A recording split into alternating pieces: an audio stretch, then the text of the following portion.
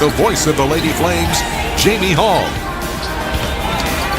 Hello, everyone, and welcome in to Harrisonburg, Virginia, where the Lady Flames will be taking on the JMU Dukes in what has become a traditional rivalry as far as mid-major women's basketball is concerned, not only in the state of Virginia, but as far as the entire region. These two teams have consistently been in the top 10 of the mid-major polls, NCAA tournament teams, and they've played quite a few times over the years. The proximity makes it a nice little budding rivalry in a lot of sports. We see that happening in football as well.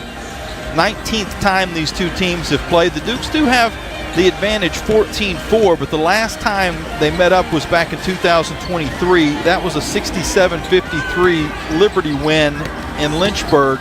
The Flames, though, have only gotten one victory at JMU.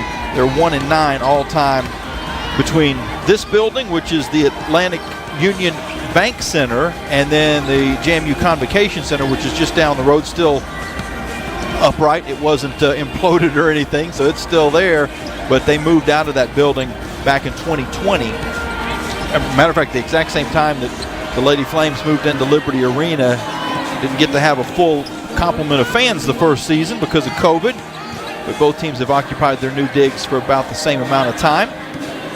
JMU has been able to start the season with 5 straight home games. They beat Kent State 80-48, but then lost to George Mason 72-57, a team that the Lady Flames will play later in the season.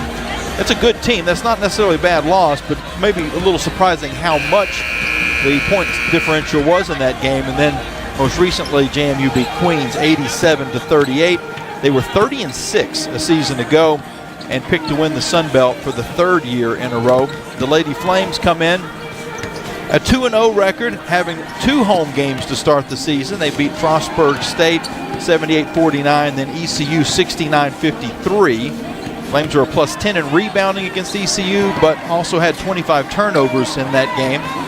In the contest against the Pirates, Claudia Athene and Avery Mills each had 5 3-pointers, and that was the first time that had happened since 1992. Dawn Coleman and Cynthia Thompson both hit 5 3-pointers in a game over 30 years ago, so that's a pretty cool accomplishment.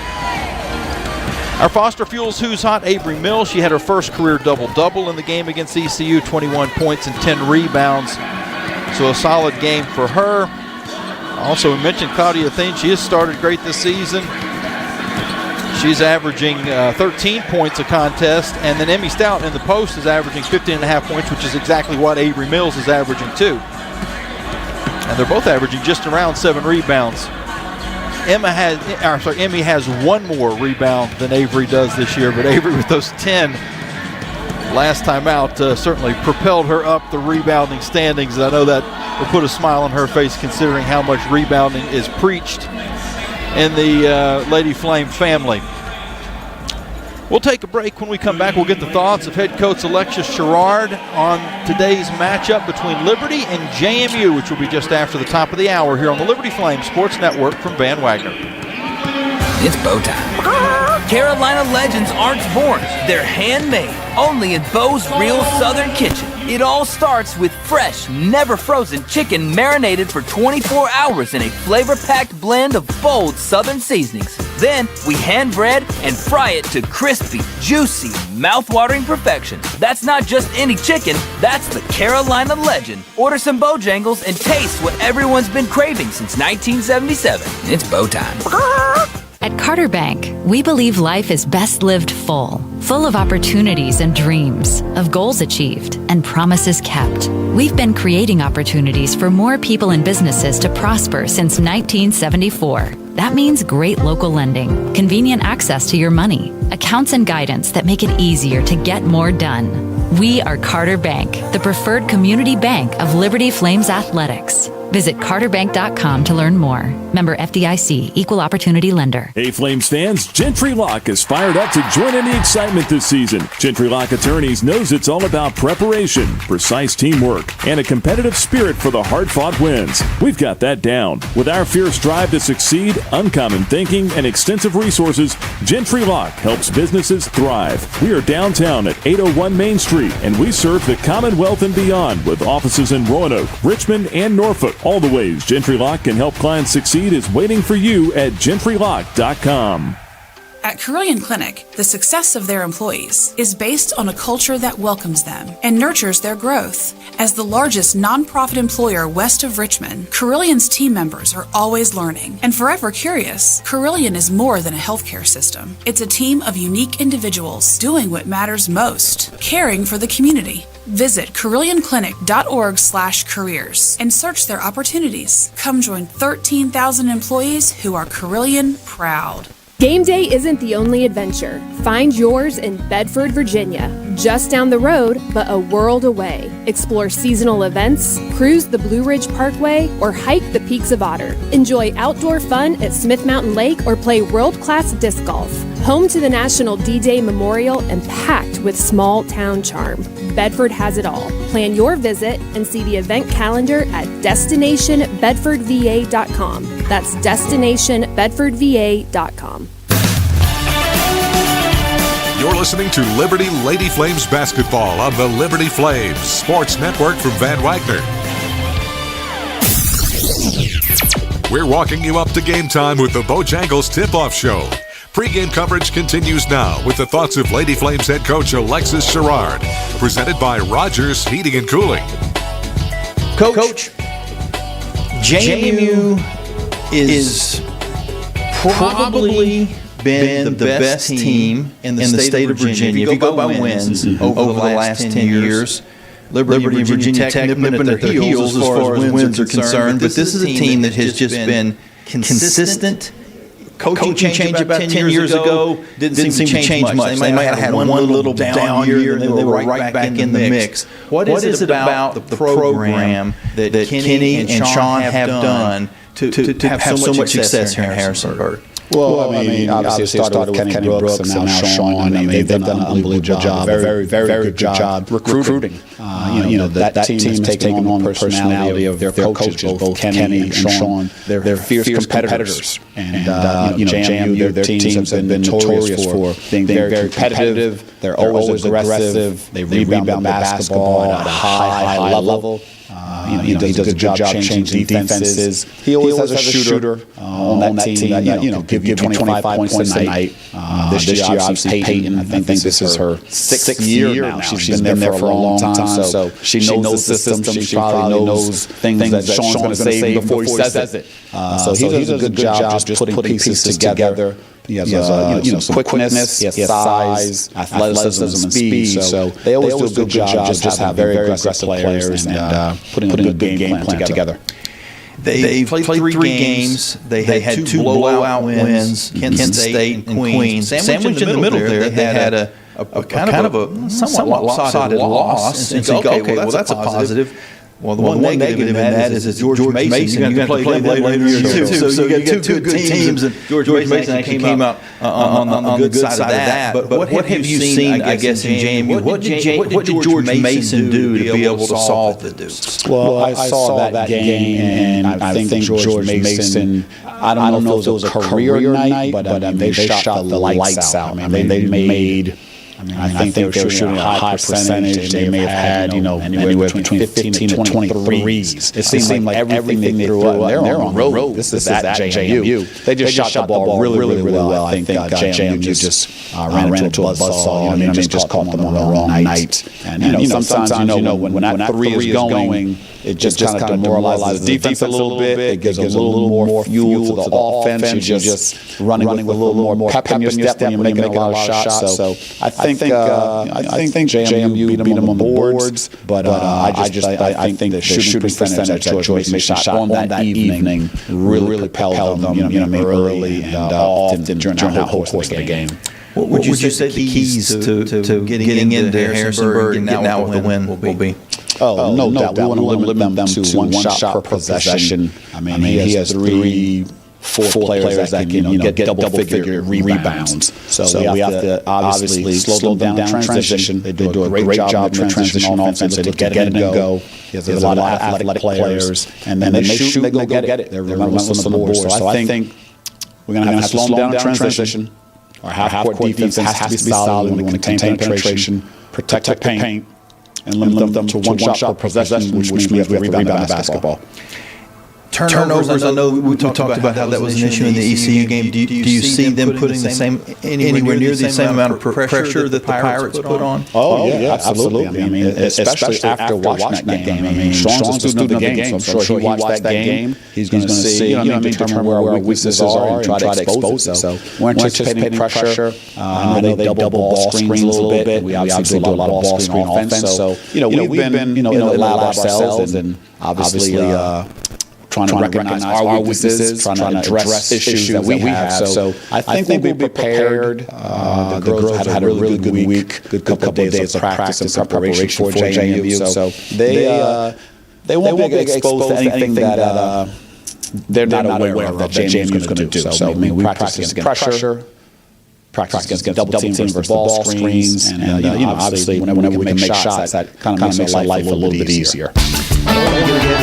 The following is a presentation of the Liberty Flames Sports Network from Van Wagner. At Duke coming up on Sunday, mainly because not only is it going to be a big day on the court, ACC team in Liberty Arena, get your tickets right now, but it's also a special day off the court as well. Sure. So on that Sunday after the game, we'll have a tribute recognition for Coach Kerry Green, who's obviously we all know just retired, and it's going to be a special event. We'll have some videos, some letters, and I'm really looking forward to that. But obviously, we have a big task at hand before the celebration of Coach Green, and I'm looking forward to that game as well. Obviously, anytime top 10, they were top 10 last week. I think they're top 20 now in the new polls. But Duke's a very national program. They're playing great basketball, and Kara as well does a great job. Assembling her ladies to put a good product on the floor.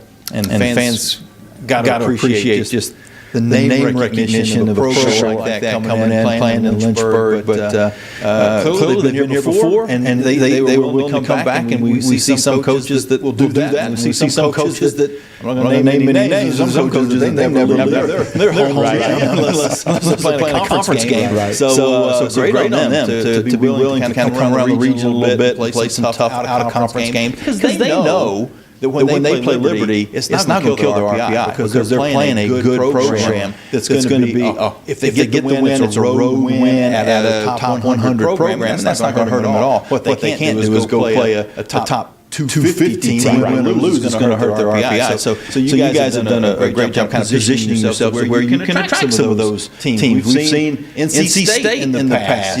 We've seen Kentucky, if you go back far enough, some different teams come into Liberty. So it's really cool to see that name on the scoreboard and the history behind it. There's an awful lot of history behind the Liberty Lady Flames name as well, and a lot of that history is connected directly to Kerry Green. So it'll be great to recognize him as well on Sunday afternoon. Again, like I said, go to libertyflames.com. Just go ahead and get your season tickets, and then that'll be part of it. But if you can only get one game, if you only be in town for one game, come in on Sunday because that's going to be huge against Duke on a very special afternoon.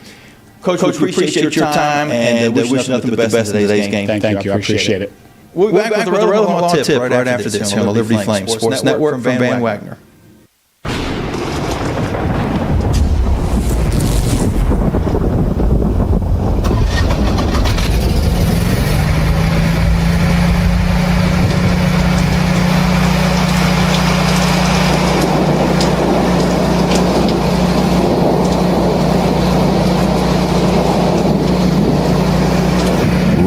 Heating, cooling, electrical, and plumbing. Your certified Generac backup generator experts. Online at callrogers.com.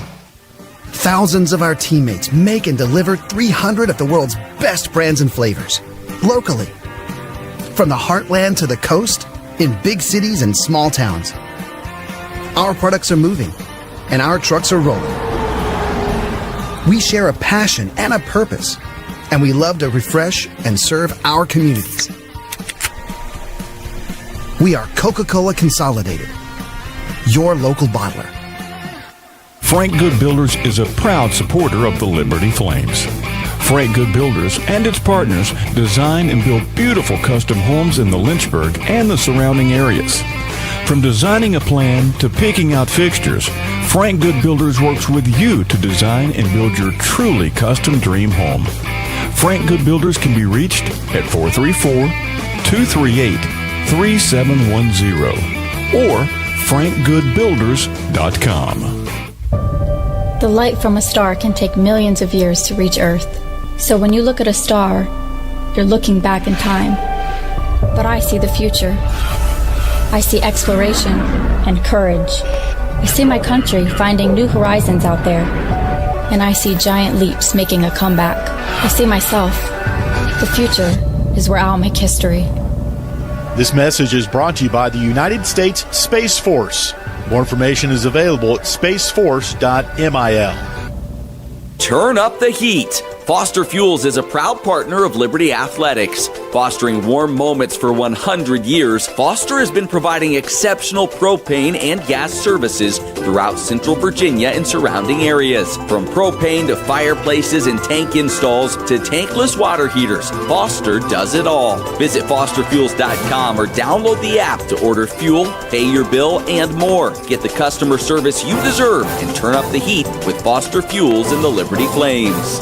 This broadcast of Liberty University Athletics is authorized under rights granted by Liberty University to Van Wagner Sports and Entertainment and is intended solely for the entertainment of our listening audience. The accounts, descriptions, and broadcasts may not be transmitted in any form without the express written consent of Van Wagner Sports and Entertainment and Liberty University Athletics. The announcers are selected by the Liberty Flames Sports Network and approved by Van Wagner Sports and Entertainment.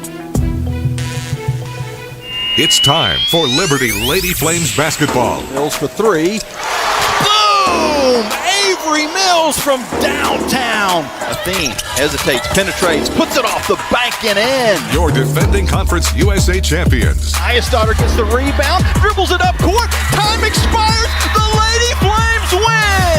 They knock off Middle Tennessee to claim their first Conference USA title. This year, the Lady Flames usher in a new era with first-year head coach Alexis Sherrard, a new leader with the same winning mindset. We will compete with passion, we will play with discipline, and we will carry ourselves in a way that honors the university's mission and values. Get ready for all the thrilling moments and jaw-dropping plays. Over to Highestaughter for three. Got it!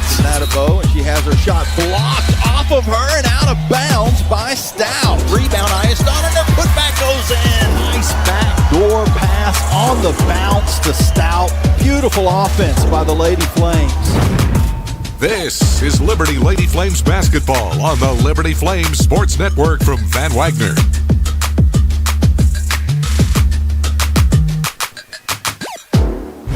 It's game time.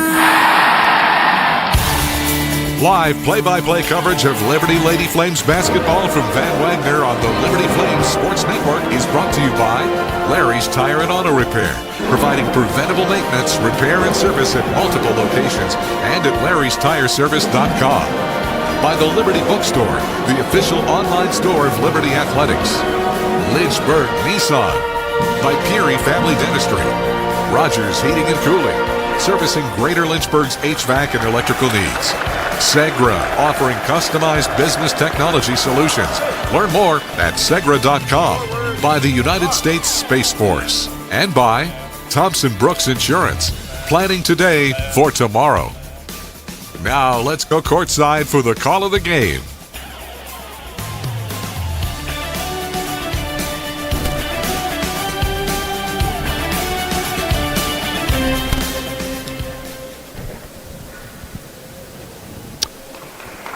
It was the presentation of the arms here, or the flag I should say. And so now we're ready for some basketball. Starting lineups are going to be announced here in just a second, but JMU Pep Band presented the national anthem, and then ROTC was carrying the flag off the court there as we came on the air. Now we're ready to go, and gonna have just a little bit slight late start, it looks, unless they go through the lineups really quick. We were supposed to tip off any second now, and we're still just actually just now into the visiting team starters for the Lady Flames. But let's start off on the opposite side with the home team. JMU, the Dukes, 2-1 on the year. Sean O'Regan in his 10th season as the head coach, 19th overall. Graduated JMU back in 03. Coached under Kenny Brooks, who then went on to Virginia Tech and had quite a bit of success, and now has gone to Kentucky, where he was coaching against the Lady Flames in the NCAA tournament last season. Peyton McDaniel, 0-0. She gets the start. Redshirt senior, 6 foot tall, out of Birdsboro, Pennsylvania.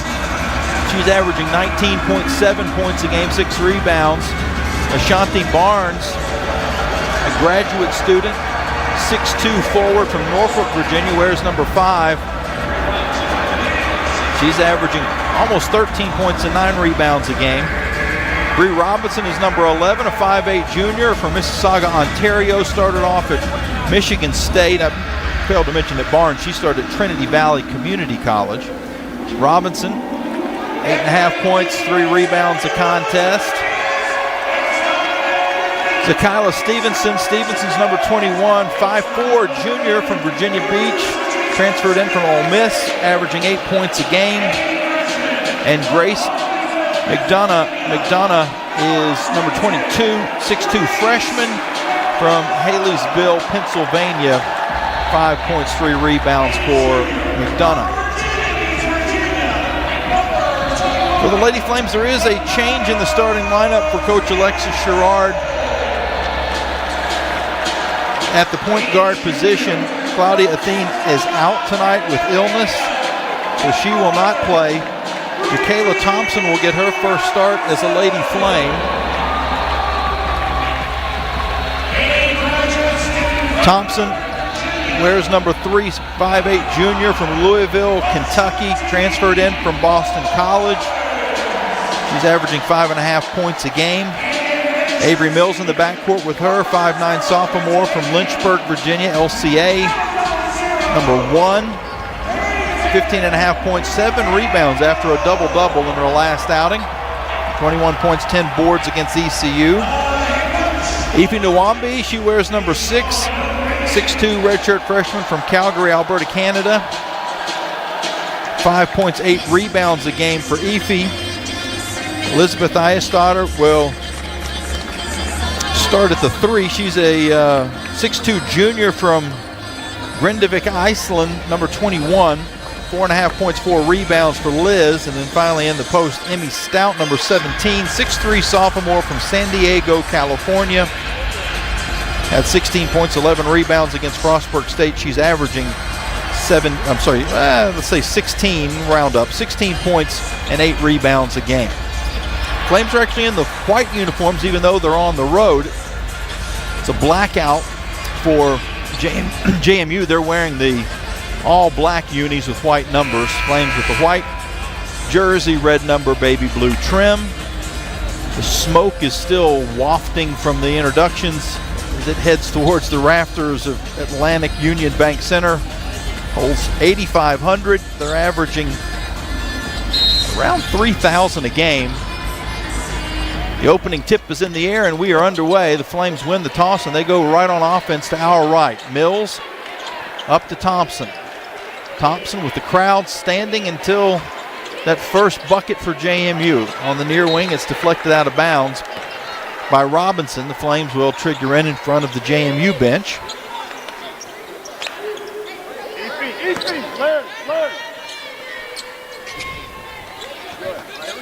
Inbound pass comes up top to Eyestadter. Now to Thompson with 15 seconds to shoot. Thompson on the far wing. Now deeper into the corner to Eyestadter. She's looking postward, instead skips it across to Mills. Mills for 3. He got it, and the Flames on the board on their first possession. Liberty 3, JMU nothing. Flames back defensively. And an answer three on this near side by McDaniel is good. 26% shooter from three. And overall, JMU hasn't shot the ball well from outside the arc at the beginning of this season. But we're tied at 3, and the Flames go back on offense. The ball deflects out to the near side. It goes off of JMU, and it will be Flames basketball with 15 seconds on the shot clock. Liberty is a team shooting 38% from 3. JMU only 25%. JMU forces a bunch of turnovers. They've forced about 23 per contest. So we have a foul on the inbound. It's going to go against the Dukes, a hold.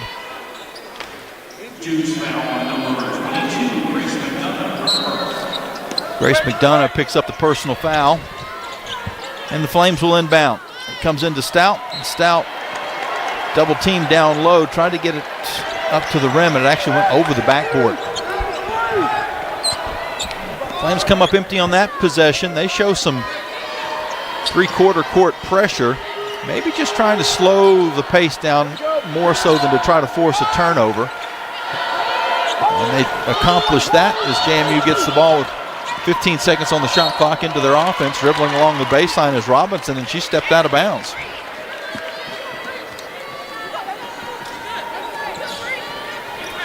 Liberty gets the ball back with 8:39 on the clock here in the first quarter. Tie score 3 apiece. Nawabi over to Mills, now Thompson. Thompson back to Mills. Mills a bullet pass to Stout. Stout goes into some contact, draws a foul. The shot goes off the back of the rim, but 2 free throws ahead for Emmy Stout. 63% shooter on this young season. For every free throw the Lady Flames make this year, Food Lion will donate 100 meals to local area food banks to help our neighbors in need this winter for their Score to Give More campaign. First free throw is good.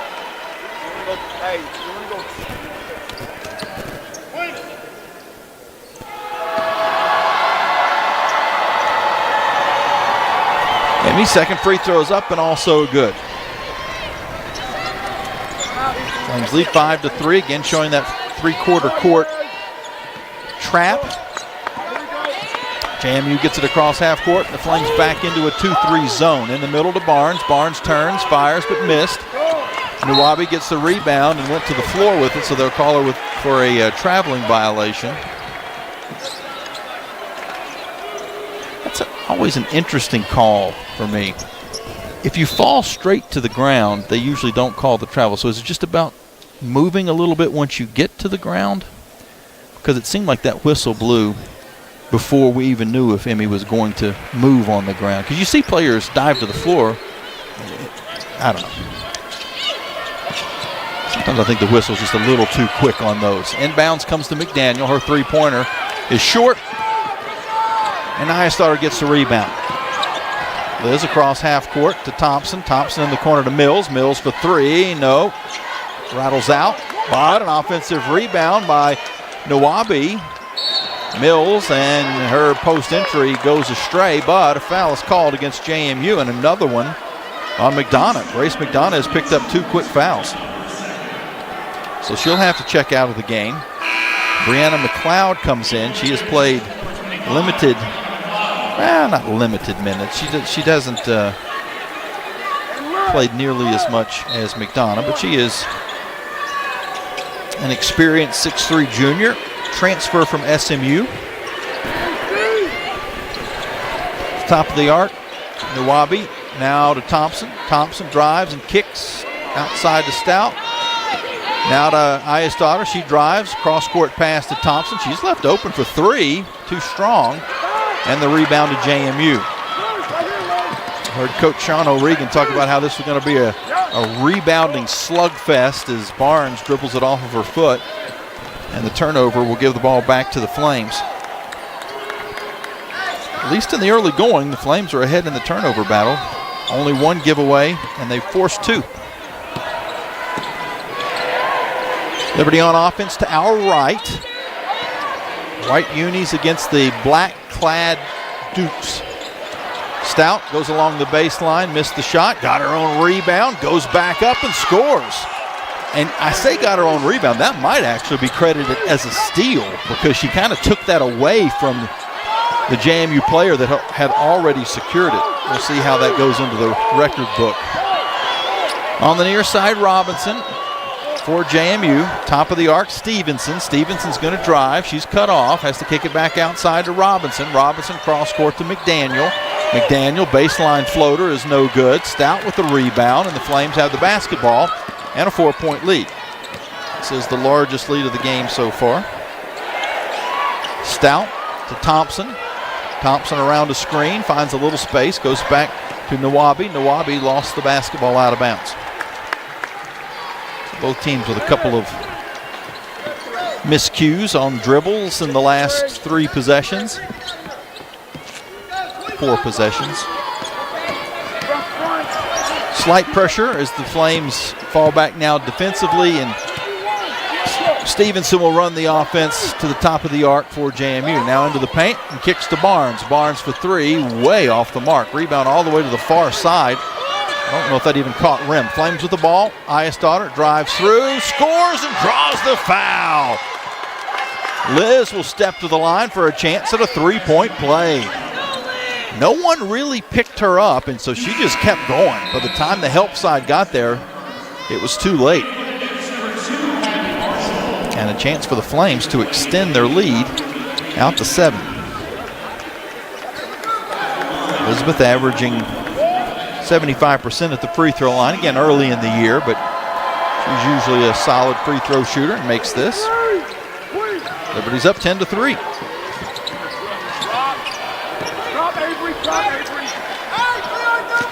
5:50 on the clock in the first quarter. Flames playing the 2-3 zone as the pass goes in the middle of Barnes. She kicks to McDaniel. McDaniel's three-pointer is too strong. The rebound is tipped into the corner and out of bounds to JMU. Flames could not quite scramble to get it. We do see a couple of substitutions for Liberty. Lynn Peters is checked in for Emmy Stout. And also Liddy Mwamba has come into the game as the inbound pass is deflected outside.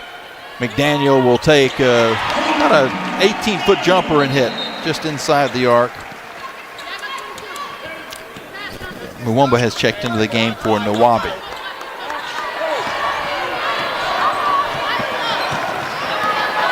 JMU has made 1 substitution as well. We'll get to that here in just a second, but the Flames have the basketball, leading by 5. And we're going to have a moving screen against Peters. So Peters picks up her first personal foul. Flames get the turnover. And that is 3 turnovers against Liberty.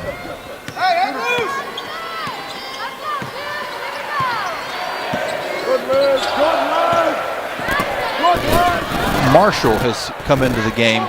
Kylie Marshall is the newcomer on the court for JMU as they have the basketball. And we'll do a media timeout, the next dead ball as it goes into the post. Now back out to McDaniel. 14-foot jumper is off to the right. Flames get the rebound up court to Mills for 3. It's an air ball, saved from going out of bounds by Liberty, but to a JMU player. Now they'll run it back the other way. McDaniel up to Robinson. And with 20 seconds to shoot, she's going to drive. Almost traveled, kicks it near side to Marshall. Her three-pointer pops out. Offensive rebound controlled by Barnes, and she scores. So after a 7-0 Liberty run, and we've got a whistle on the court, it looks like Eyestadter got shaken up a little bit. And she's saying that it was an elbow, and that's something that they can look at, and they may very well. But Liz went off the court kind of motioning that she was hit with an elbow, so we'll see if that's reviewed or not. It is one of the things that can be looked at as far as replay is concerned. Flames had a 7-0 run. Since then, 4 straight points for JMU. The Liberty lead is 10-7, and we've got a timeout on the court. We'll take a break and be back after this here on the Liberty Flames Sports Network from Van Wagner. What's important isn't that Freedom First has been in business since 1956. What's important is how we've been doing business since 1956. Since day one, we have been accountable to our members, not stockholders. We make loans that cost less, offer savings plans that pay more, and give back to our community. And that hasn't changed. What has changed is our ability to serve you with more locations and more technology to simplify your financial life. Freedom First. It's a place where anyone in our region can bank for good. Are your feet preventing you from living life? Hi, I'm Jonathan Cotton, and you may have heard my Good Feet story, how I love my arch support so much that I bought the store. Since then, thousands of customers have found relief from foot, knee, and back pain. I love to hear their stories of walking, running, and just enjoying their new life pain-free. Don't let foot, knee, or back pain keep you from living the life you love. Come into the Good Feet store for your free fitting and test walk. Visit goodfeet.com for the location nearest you. We look forward to seeing you soon at the Good Feet store. 11 West is a proud sponsor of the Liberty Flames. 11 West specializes in apparel screen printing, embroidery, sew-on, and flat printing.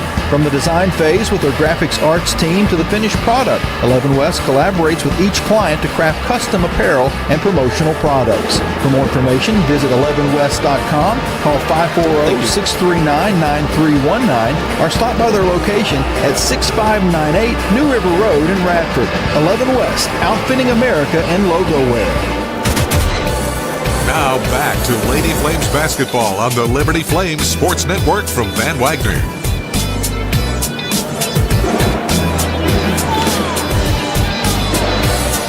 The officials are taking a look at that previous play to see if there was anything flagrant in what happened to Elizabeth Ayesdaughter. She came to the sideline. She's actually standing above the huddle at the moment. It doesn't look like she'll be in the game when we resume, but it does seem like she's okay. She's just kind of rubbing her left cheek a little bit.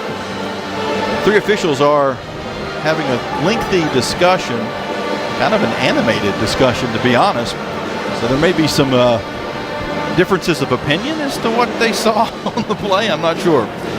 We don't have access and did not see a replay, so I don't know exactly what they saw, but we'll find out here shortly. As a matter of fact, I think it's going to be announced over the PA, so we'll try to eavesdrop and listen in a little bit. After review, we have a flagrant foul penalty 1 for being shoot 2 free throws and receive the ball on court.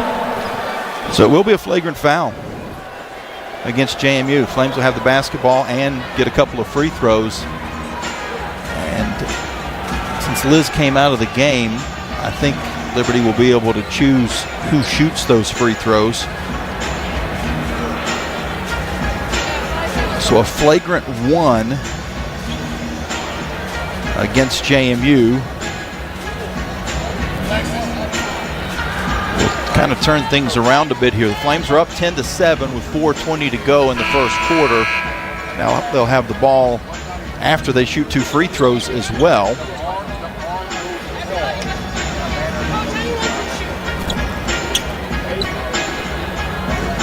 So Coach Gerard just got an explanation from the officials. Officials in today's game: Ashley Olson, Charles Watson, and Stephen Michaluk. If I'm saying that right.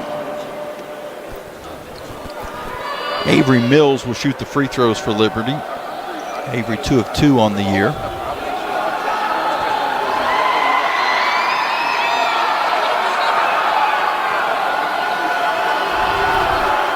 So after a fairly lengthy conversation between referee Charles Watson and Coach Gerard, I think the question was who the foul was actually against. So they've figured that out. Now Mills will shoot 2 free throws. Her first is good.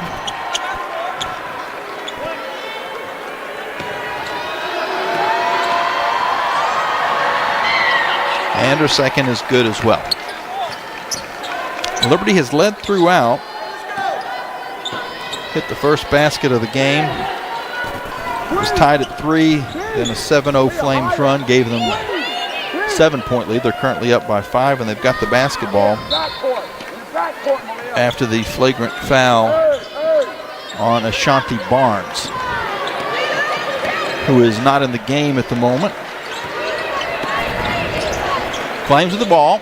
Mills from 15. Got it. Avery Mills, basically from the same spot she just shot the 2 free throws. This time contested a little bit. Let's put Liberty back up by 7. Soltis, who has just come into the game, will go far side to Robinson for JMU. The 3-pointer pops out, and Mills gets the rebound. Malia Alexander has checked into the game as well for Liberty. Those are the new players on the court as Mills will pull from the near wing. Off balance shot goes in. Avery Mills off of a screen, kind of fading to her right, puts Liberty up by 9. JMU back on offense, and a nice move by Marshall on the low block to score. The 16-7 lead was the largest of the game. 16-9. Thompson running the point. You just tuned in. Claudia Thiem not available because of illness. It goes down to Peters. Peters has her shot blocked by Marshall. Rebound is pushed up court to Robinson. Robinson will go on the far side to Marshall. Her 3-pointer is good. So Marshall has had a big impact on this game. The transfer from SMU. He's averaging 18 points per game coming off the bench. Peters back the other way, has her shot blocked out of bounds by Marshall. And Liberty will have some wholesale substitutions. Iastata will come back into the game. Also, Emmy Stout back out on the court, Ife Nwabi. And we see for the first time today, Emma Leon. Leon from Barcelona, Spain. Inbound pass comes to Alexander. Now to Nwabi, back to Alexander, down low to Stout. Stout goes along the baseline, missed the shot though. The rebound is tipped to the corner and picked up by Soltis for JMU. Duke's trailing by 4. Currently on a 5-0 run. Robinson on the drive, over the top of Leon, draws the foul and hits the shot.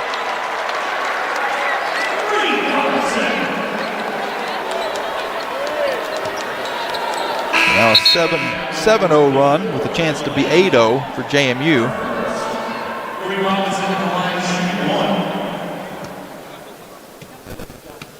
Robinson, 80% free throw shooter on the year. Hits and makes it a 1-point game.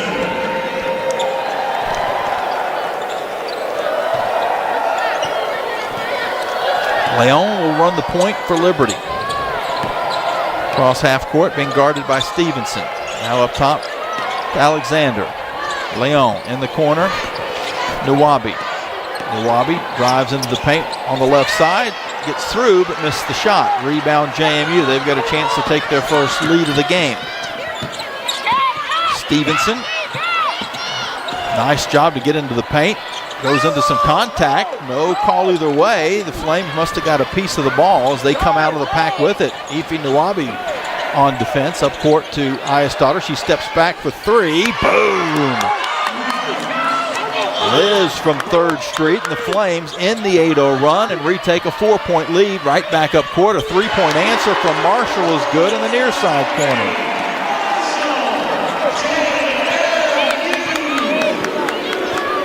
So both teams are warming up as far as shooting percentages are concerned. JMU's at 44%, the Flames at 40% after a slow start.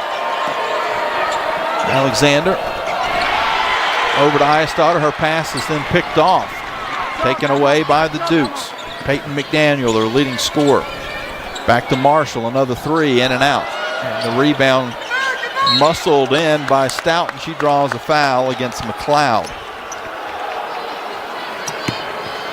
McDonough is already out of the game with 2 personal fouls. For JMU, no one on the Flames roster with more than 1. And that is McLeod's first. Flames are in the bonus, so Emmy Stout will shoot a couple of free throws.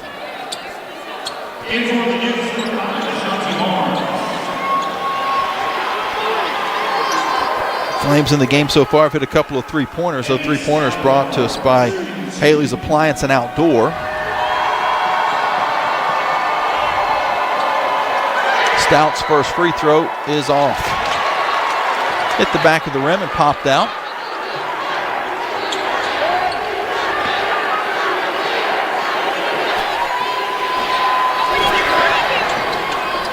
Second free throw rattles in. Under a minute to go. Flames leading by 2 here in the first quarter. Pass on the far side is stolen away by Nawabi. Flames come up court with the basketball. They don't really have numbers. Ayestado will come out to Mills. Mills fires a three. It's short. Tracks down her own rebound in the corner, and the Flames reset. Nawabi for three. Too strong. And Robinson picks up the board. About a 1 second difference between the shot clock and game clock. As Bree Robinson will dribble between the circles and let the clock run down. Flames have not trailed in this game so far, led by as many as 9, currently up by 2. Far wing, the Dukes now look to get their offense rolling. Stevenson to the top of the arc. Will try to drive down to 1 on the shot clock, and a foul is called, but if it's not in the act of shooting,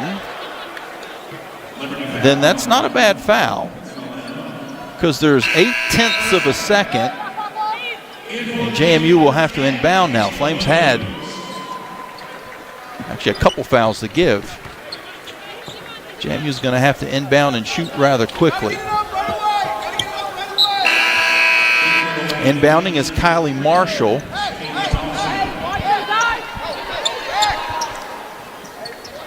Flames are going to bring Thompson back in for defensive purposes in these final 0.8 of a second. Inbound pass gets into Barnes. Barnes does have an open jumper and hits it as the horn sounds. Missed assignment as Barnes came off of a screen and there was nobody near her. So we play 10 minutes and we get no further than where we were when we started. 20-20. The momentum at the moment is on the side of JMU. After the Flames had led by as many as 9, the Dukes have now tied it all up as we head to the second period of play here on the Liberty Flames Sports Network from Van Wagner. Score big at Haley's Appliance and Haley's Outdoor in Lynchburg with major brands of appliances that will make your house feel like a home and outdoor equipment to have your yard looking its best. Haley's puts customer service first. They deliver and service all of the products they sell and will take care of the process from start to finish. Log on to Haleys.com today for product availability. Haley's Appliance and Haley's Outdoor in Lynchburg is a proud sponsor for Liberty Flames Athletics. Have you downloaded the Liberty Flames mobile app? If not, what are you waiting for? The Liberty Flames mobile app is your lifeline to Flames Athletics. Get the latest news on your favorite teams. Find upcoming schedules. Buy and download tickets to the next game. Listen to podcasts and hear our online Liberty Flames Sports Network audio broadcasts. Takes a long three. Got it! From 30! And the Flames lead! It's all on the Liberty Flames mobile app. Download it for free from your mobile app store today. Move those coffee chains, Flames fans, and go local. Central Virginia's own Ironclad Coffee Roasters and Baking Company is the premier coffee partner of Liberty Athletics. Pay them a visit at one of their cafes in the Richmond area or at the Richmond International Airport. They'll also ship their specialty grade coffee straight to your door. Visit ironcladcoffee.com, that's www.ironcladcoffee.com, to check out the coffee Flames fans are talking about. Live play-by-play coverage of Liberty Lady Flames basketball from Van Wagner continues on the Liberty Flames Sports Network. Now it's time for a Carter Bank & Trust game at a glance. Well, the first portion of this first quarter was all Flames, and then a little bit of a lull, and then another good run, and then it went back to JMU, and we're tied at 20 as we head to the second. As far as the specifics that took place during that time frame, well, Liberty hit the first shot of the game. JMU answered with a three. So it was 3-3. And 7 straight points for Liberty. JMU was able to get it back within one after the Flames had opened up as much as a 9-point lead. 16-7 was that largest lead for the Flames. So then JMU got it down to 16-15. Flames got it back to a 4-point lead. And then eventually 20-20 was the score as we head into the second. The two pieces of news so far in the game: Claudia Thien is out and unavailable for Liberty with illness. And early foul trouble from Grace McDonough for JMU, and then a flagrant foul also against Ashanti Barnes. It will be JMU's basketball. Start this second period of play. We're on the far side now, back to the near to Barnes up top. And a backdoor pass to Barnes on the alley-oop. She missed the shot but got her own rebound and drew a foul. So a couple of free throws ahead for JMU.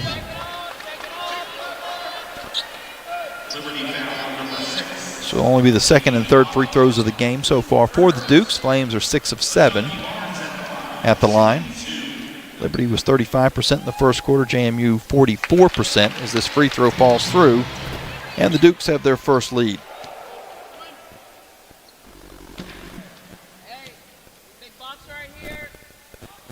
Second free throw is also good. JMU by 2. Liberty with the basketball and the white uniforms on the road with the blue numbers. The red numbers and blue trim. JMU wearing the blackout blacks with white numbers and purple trim. Mills along the baseline gets kind of caught too far under the basket. It goes out of bounds, and they say it was blocked out, so Liberty will hold on to the ball with 14 seconds to shoot. Flames with only 4 turnovers in the first quarter. So maybe a little more than you would want, but not bad considering this JMU team forces 23 a contest. Inbounds comes to Nawabi, now over to Thompson. Thompson to Mills, and Mills threw a pass in the paint to Stout, but Stout wasn't expecting it. She went one way, it went the other, and the run out comes back the opposite end for Robinson, but she missed the layup. Flames get the board. They go back on the attack. All the way down is Thompson, missed the shot. Stout, right place, right time, gets the board and muscles it in to tie the ball game up at 22 apiece. And Stout with 5. A correction now with 7. Williams, turnaround jumper for the Dukes. Off to the left, and the Flames get the board. Nawabi to Thompson, almost lost the handle. It's an inside to Stout. Stout going up against Williams. Had the shot pop out, and the rebound secured by JMU. We're tied at 22, just underway in the second quarter. Quick jumper, kind of one-handed jumper by Marshall, is too strong, and the Flames get the board. Mills to Stout. Stout hands to Mills, and there was a little bit of a deflection and confusion. The ball squirts loose, and JMU goes back the other way, and we're going to get an offensive foul called against Williams. Just a little bit out of control. We'll give the ball back to the Flames.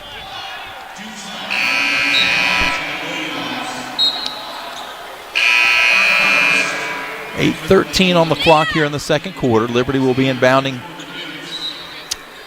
at the baseline right next to their bench, which is to our left. We're on the same side of the court as the team's benches and the scorer's table. Flames will have to go the length of the court.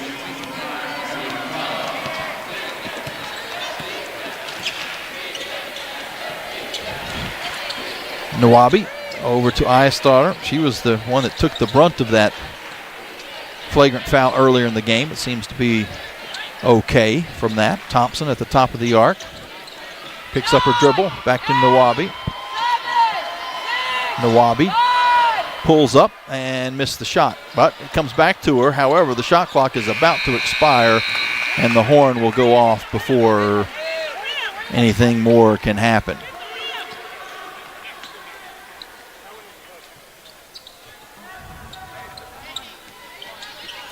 So Nawabi's initial shot didn't hit rim, and so the shot clock never reset. The horn sounds, and it'll be a Flames turnover. Now up to 7. So after Said only 4 in the first quarter, 3 already in the first 2.5 minutes. Three-pointer at the top of the arc for JMU is off the mark, and the Flames, Nwabi gets the rebound. She'll bring it down court herself, take it all the way through, and then give out to Thompson. Thompson deeper down to Alexander. Her three-pointer is off the mark, and the rebound to JMU. The Duke's going to be called for a traveling violation. Stevenson shuffled the feet. That is the 5th turnover for the Dukes. Both teams not shooting the ball particularly well now. Flames 30%, JMU 35%. Dukes 3 of 10 from 3. The Flames 2 of 8. And we are tied at 22. Thompson on offense for Liberty. Far side to Ayestad. She takes a couple of dribbles and comes back up top to Alexander. Back over to Thompson in the corner to Ayestad. 13 seconds to shoot. Top of the arc. Three-pointer is up and good by Mwamba. Liddy Mwamba from the top gives the Flames now a 25-22 lead. Liberty on defense. Dribbling off of a screen is Soltis. Delilah Soltis. Near side to Barnes. Barnes three-pointer in the corner is no good, and the Flames get the board. Thompson will get the play call and now sets things up for Liberty. Off of a screen at the top. She's going to drive all the way to the hoop and goes up and draws the foul. A couple of free throws ahead for Jacayla Thompson. Thompson, a transfer from Boston College, got her first start today for Liberty.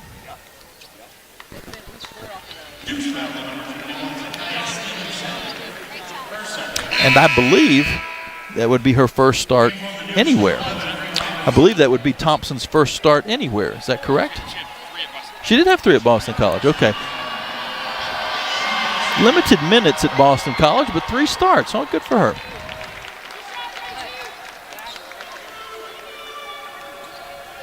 That's a case of don't assume because of percentages that.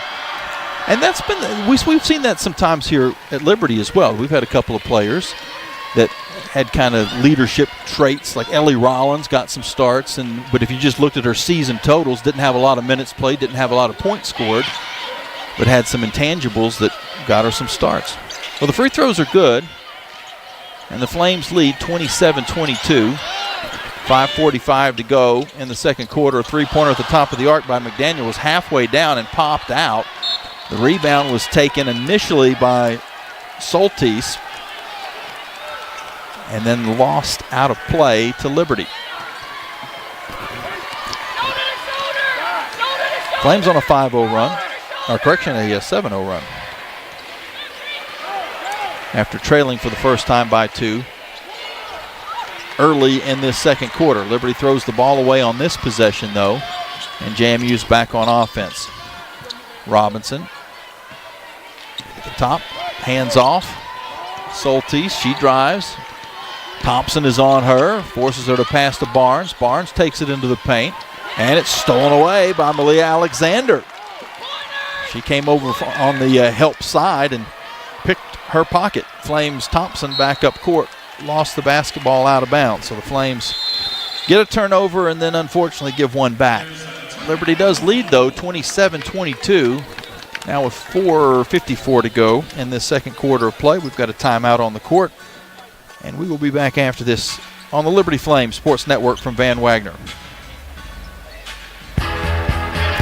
Owned and operated by a Liberty alum, Larry's Tire and Auto Repair offers complete auto service including tires, preventive maintenance, and more. Larry's Tire carries all major brands and is open from 8 a.m. to 5 p.m. Monday through Friday at any of their 4 locations, with 2 in Lynchburg, 1 in Forest, and 1 at Able Tire in Concord. More information on Larry's Tire is available at larrystireservice.com. True Flame fans know where to shop to show their pride. Shop LibertyFlames.com. We're your one-stop shop for official Liberty Flames merchandise. Plus, all orders ship free. Go red, white, and blue and visit shoplibertyflames.com today. That's shoplibertyflames.com. ShopLibertyFlames.com is a proud sponsor of Liberty Athletics. For all your Liberty Flames apparel needs, visit ShopLibertyFlames.com today. It's the season of giving, and Lynchburg Nissan is giving you more than ever. Get $10,000 off MSRP on select models or 0% financing for up to 60 months. Drive home a brand new car starting under $18,000 and get 130% of fair KBB value for your trade. Plus, you'll receive 1 million miles of coverage at no cost. But hurry, inventory is limited. Visit lynchburgnissan.com or stop by today. Lynchburg Nissan, home of the million-mile warranty. You're listening to Lady Flames basketball live on the Liberty Flames Sports Network from Van Wagner. Now, back to the game.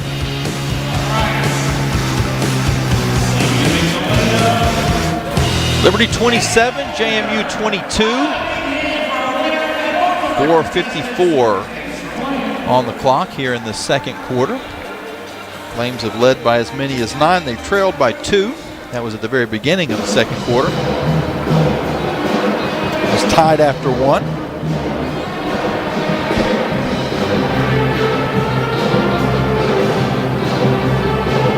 Liberty is without Claudia Athene for this game. She is out with an illness. Kayla Thompson has come in to start at the point guard position. 2 points, a rebound, but a +7, which is the highest plus minus of any Lady Flames. So she has done well in her 12 minutes of playing time.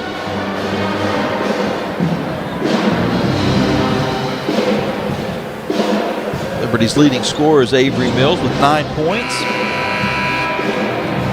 Emmy Stout has 7 points and 5 rebounds. Ifi Nawabi has no points but 7 rebounds in this first 15 minutes or so.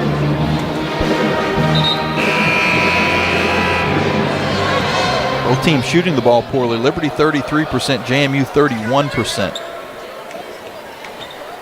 Stay tuned at halftime. Trey will get us an update of the Frank Good Builders out-of-town scoreboard. Liberty soccer, men's soccer I should say, is playing in their conference tournament tonight. Liberty women's soccer will be playing in the NCAA tournament this week, as will field hockey. Volleyball has home matches. A lot going on. Football is on the road at FIU. As I say that, JMU takes this first possession after the timeout and throws the ball away. Liberty back on offense, leading by 5. Ayestadter is double teamed, gives it in to Peters. Peters squares up and dishes across to Thompson. And we're going to have a traveling violation against the Flames' Mwamba. Liddy Mwamba shuffled the feet. Flames with turnover number 10. JMU has 7. McDaniel pulls up from just inside the arc, comes up short. Thompson gets a rebound. She runs it the other way, doesn't really have numbers. We'll give out to Ayestadter. She kind of traveled, but got away with it. Sean O'Regan was standing right in front of her when it happened. Kind of shrugged a little bit, but no call. Flames have to go into the back court to save a deflected pass. Now it comes around to Mwamba, and her three-pointer is good. Liddy Mwamba, her second tray of the game. The Flames lead. Now after a 10-0 run, they're up 30-22. And the battle of rebounding has gone the Flames' way in this early going. We'll get you those numbers here in just a second, but JMU is going to go into the paint first. Shot in close is no good, and Liberty with the board. A basket on this possession, and the Flames would hold their largest lead of the game so far. They're going to take a timeout to talk things over. It's 30-22.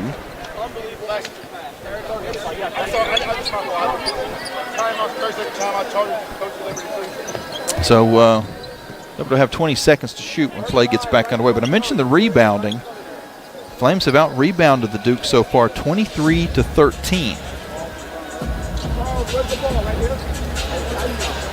Including 7-4 on the offensive glass. Points in the paint are even at 6.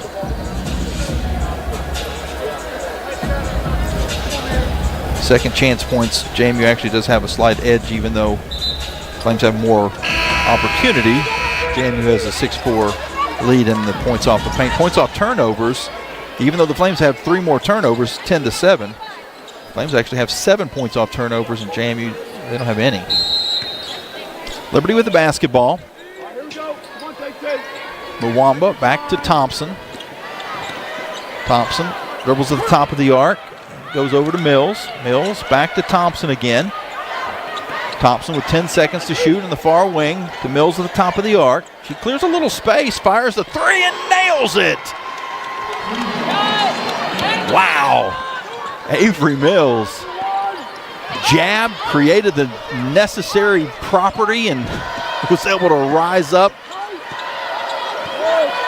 and take advantage of the real estate. Liberty leads 33-22. JMU with the basketball. On the far side, McDaniel. In the corner, a three-pointer is an air ball by Marshall. The ball goes out of bounds off of Liberty, but only 4 seconds to shoot for the Dukes.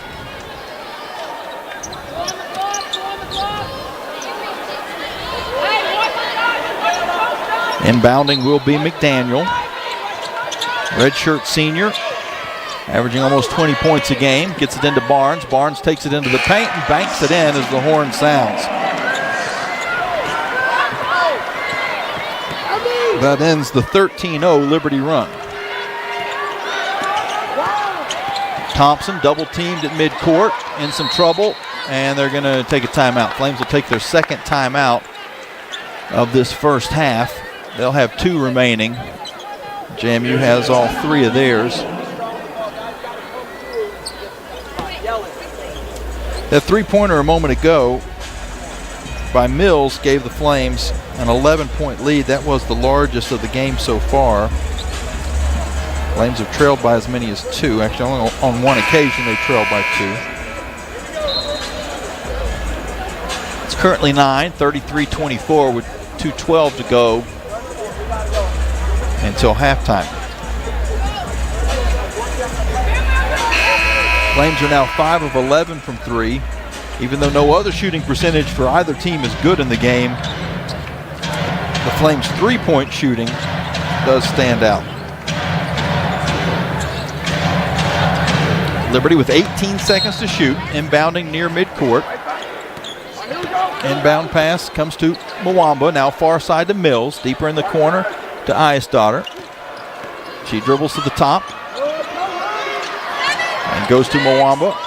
5 on the shot clock as she peels through a screen, pulls up from about 16, missed the shot, but the rebound goes off of JMU and out of bounds. Liberty will get another chance.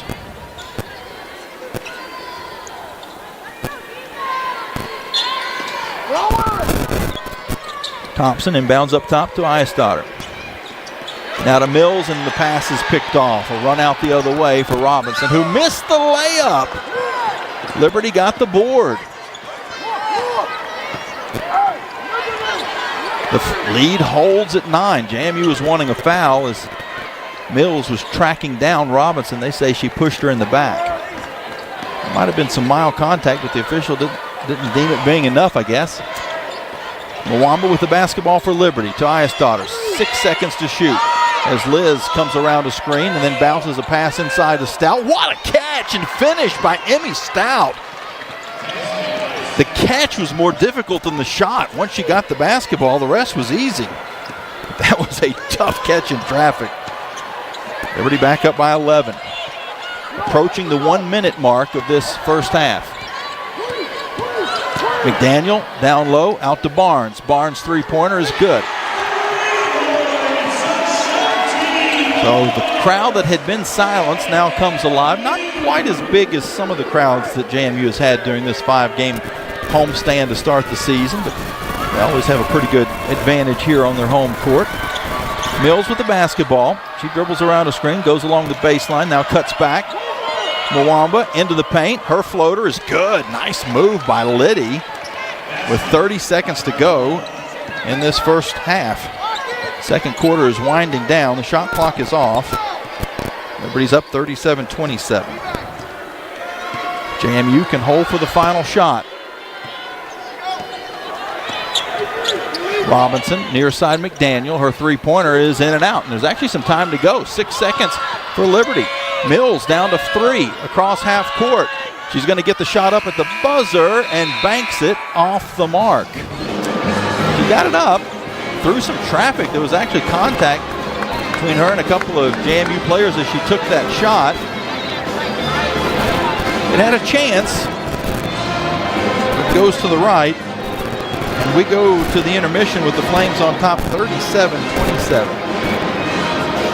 So after Liberty led by as many as 9 in the first quarter, JMU came all the way back to take the lead 22-20 at the very beginning of the second quarter. The Flames, with a 13-0 run, stormed back into the lead, as many as 11, currently 10. And that brings us to the halftime show, brought to you by Segra. Again, Trey back in the studio will get us an update of what's going on around the campus and around the country on the Frank Good Builders out-of-town scoreboard. Liberty and JMU, a couple of great mid-major teams in the state of Virginia, and it's been mostly Flames so far as they lead by 10 here in Harrisonburg. We'll take a timeout and be back after this here on the Liberty Flames Sports Network from Van Wagner. Flames Nation, this is Liberty men's basketball coach Richie McKay. The McKay family are proud Flames Club members and invite you to join in training Champions for Christ on and off the court. Whether you're at the game or cheering from home, your support is valuable and directly impacts our student athletes. Membership starts at just $75 and comes with great benefits like access to premium seating, hospitality, and parking privileges. Join today. Visit libertyflamesclub.org. Peary and Woolwine Family Dentistry say go Flames and good luck this season. Peary and Woolwine Family Dentistry provides dental health services including dental implants, cosmetic dentistry, extractions, and more. Their office treats patients of all ages and accepts major dental insurances. Peary and Woolwine Family Dentistry is located at 2229 Mural Road next to EC Glass High School in Lynchburg. You can reach the office by phone at 434-847-5331 and online at pearyfamilydentistry.com. Thompson Brooks Insurance has been serving Virginia for over 35 years, helping individuals and businesses with their insurance and investment needs. The team at Thompson Brooks is experienced in understanding Medicare, retirement planning, life insurance, the healthcare marketplace, and group insurance benefits. Call Thompson Brooks Insurance at 434-385-8500. That's 434-385-8500, or visit them online at thompsonbrooksinsurance.com. Thompson Brooks Insurance, planning today for tomorrow. The Liberty Flames thank Segra for their support. Segra collaborates with companies to offer business-only, carrier-grade connectivity, cybersecurity, voice and cloud solutions tailored to meet their diverse needs. Segra offers these solutions across a fiber network that spans 28 states in the U.S. and is headquartered in Charlotte, North Carolina. They can be reached at segra.com or 833-GO-SEGRA. Segra, a proud partner of the Liberty Flames Sports Network from Van Wagner.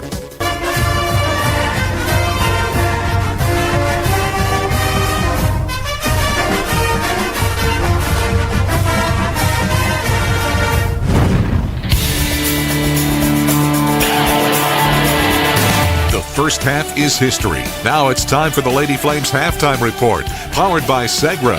Segra offers customized business solutions. Learn more at segra.com.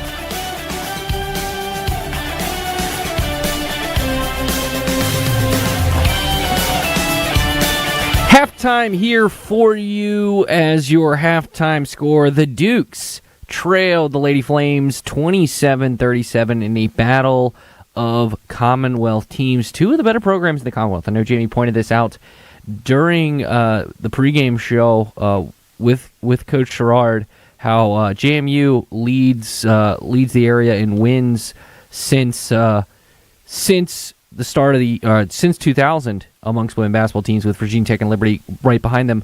Ironically so, obviously Kenny Brooks holds a lot of them from his time at both at JMU and Virginia Tech, and obviously the Lady Flames fell to Kenny Brooks' Kentucky Wildcats in the tournament last season. Flames looking to get back there, so are the Dukes, but first half score 37-27. Jamie will have the stats from the first half a little bit later on, but let's get to your out-of-town scoreboard, presented by Frank Good Builders. Starting in women's college basketball in Conference USA, Sam Houston currently well on their way to a big win over Arkansas Pine Bluff, 78-54. Into the first quarter between Delaware and Old Dominion. Delaware leads 15-9. That game going on in Norfolk as two Conference USA versus Sun Belt matchups tonight. And a final for you. Kennesaw State gets the 1-point win over East Tennessee State, 64-63 in that one. As for the top 25 in women's college basketball, that aforementioned Kentucky Wildcats, number 23 Kentucky 27, South Carolina's Upstate 11. That is in the second quarter. Number 24 Michigan State defeating Youngstown State right now, 31-12. And later on tonight, we'll have number 13 Ole Miss taking on Southern, and number 15 Duke ahead of their game on Sunday against the Liberty Flames. They take on Norfolk State in Durham as number 15 Blue Devils looking to get to 2-1 on the season. Number 18 Notre Dame will take on Akron tonight. These games literally just about the tip. Number 19 Vanderbilt will take on Austin Peay. Number 22 Louisville will take on Colorado. Number 1 UConn, defending champs, will take on Loyola Chicago.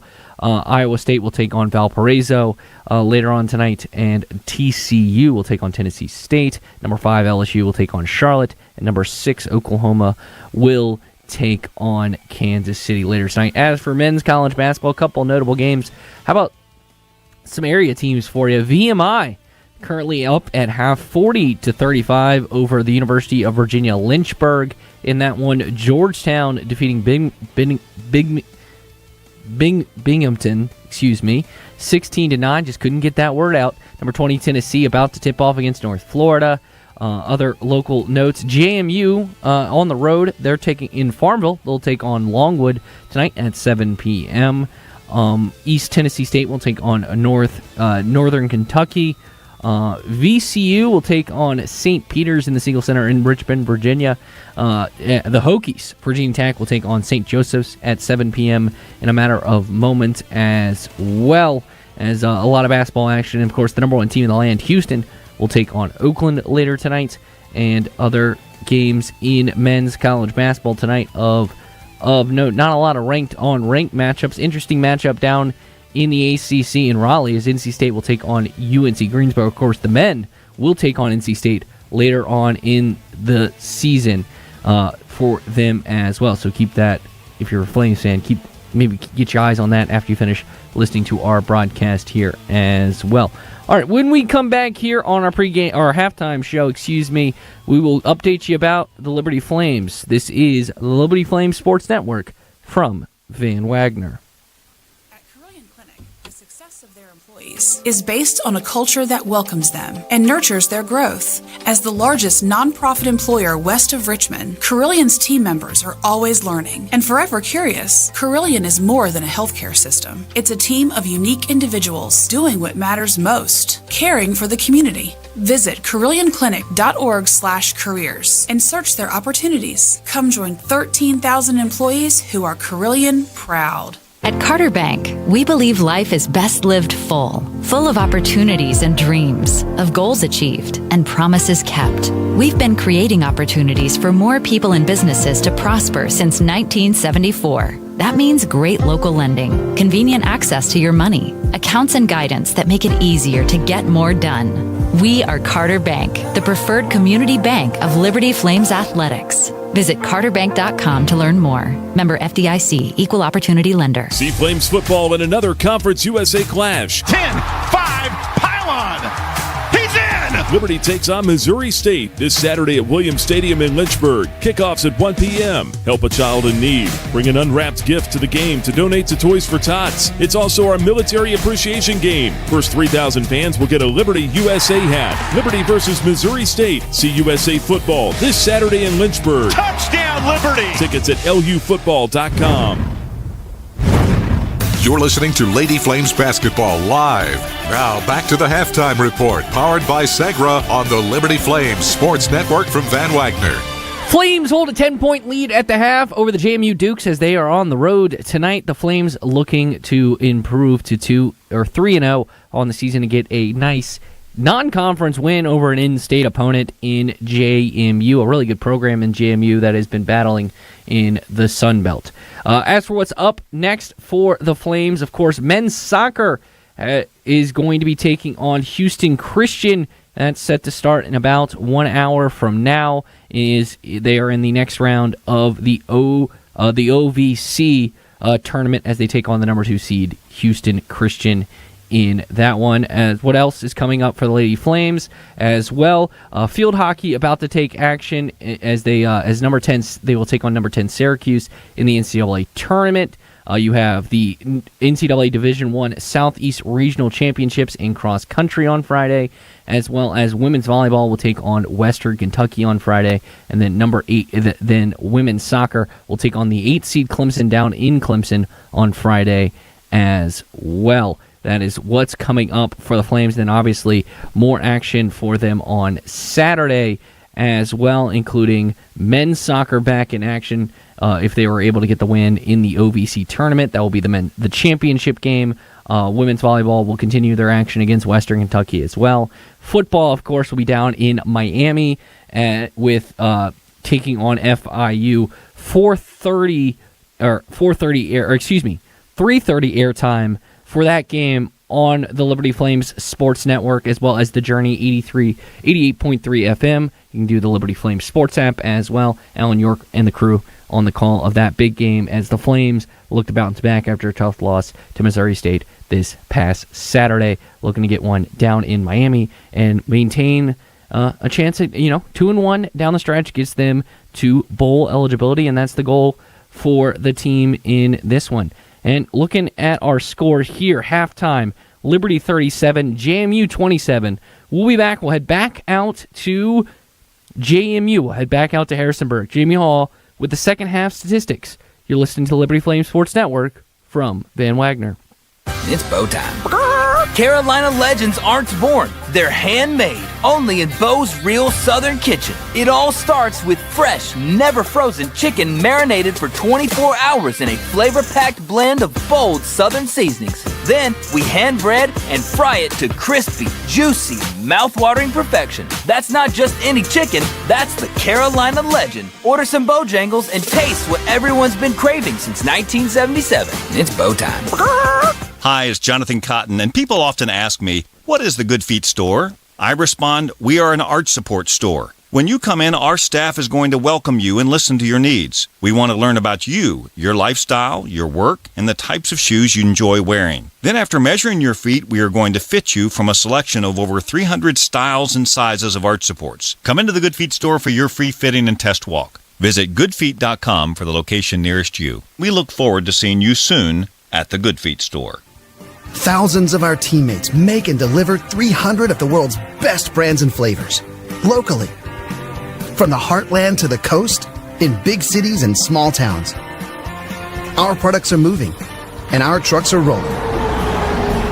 We share a passion and a purpose, and we love to refresh and serve our communities.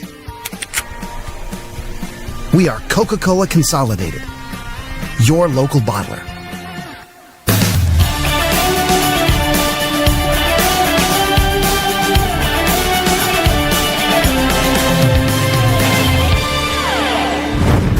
It's almost time for the second half. Now back to the arena for a check of the stats from the first half, presented by Larry's Tire and Auto Repair.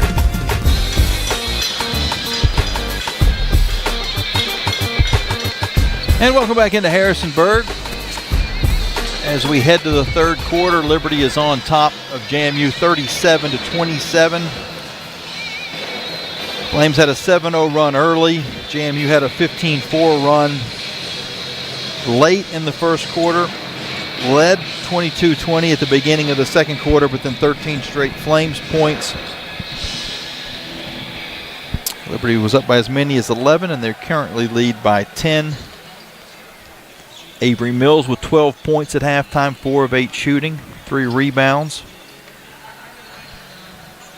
Emmy Stout with 9 points and 6 boards. Elizabeth Ayestad has 6 points and 4 rebounds. Ife Nwabi with no points but 7 first half boards, including 3 offensive rebounds. Liddy Muwamba, 8 points and a board. And 2 points for Jakayla Thompson, who's had started at the point guard position today. She's played 17 minutes of the first half with the absence of Claudia Athene, who is out with an illness. For JMU, Ashanti Barnes with 11 points also leads them with 4 rebounds. Liberty's winning the rebounding battle 26-14. Flames with 11 turnovers, JMU with 7. Liberty 41% from the field, JMU 30% from the field. Flames 41% from the field and 46% from 3. JMU 30% from the field and 27% from 3. Liberty's 8 of 9 at the free throw line, JMU 3 of 3. No real foul trouble for the Flames other than Emma Leon. She picked up a couple of fouls in her playing time, and for JMU, Stevenson and McDonough each have 2 fouls. Flames of the basketball to begin the second half.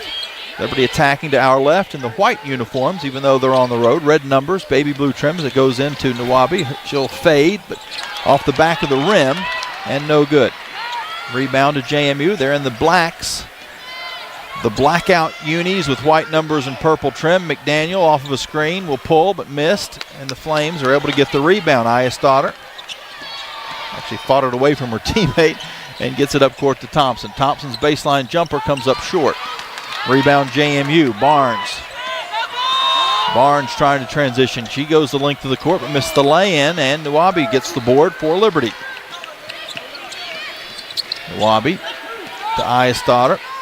She's going to drive in, had it deflected away by Stevenson. Stevenson gets the steal. McDaniel with the basketball.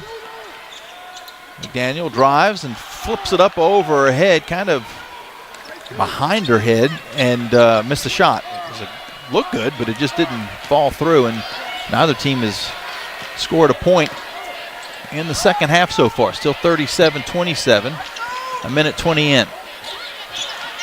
Thompson to Mills, Mills to Stout, Stout, shot falls, foul called. Emmy Stout will go to the line for a chance at a 3-point play. And I believe the call is going to go against McDonough, which will be a 3rd personal foul on McDonough. She only played a little over 2 minutes in the first half because of foul trouble. And the Flames have now opened up their largest lead of the game so far.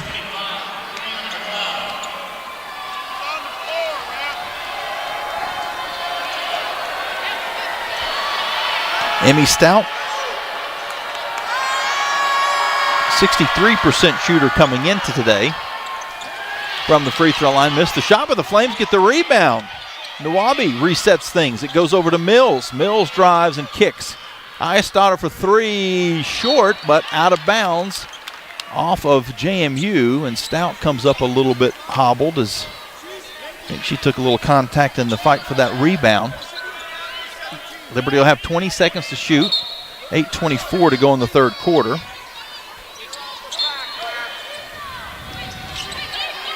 Thompson puts it into play to Mills. Mills right in front of her coach.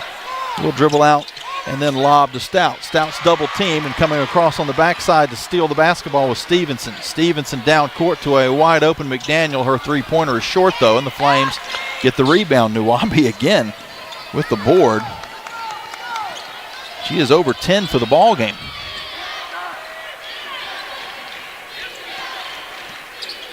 Thompson slowing things down as she dribbles between the circles just in front of the JMU logo. And now a cross-court pass is stolen away by Robinson. Robinson's going to drive down and score.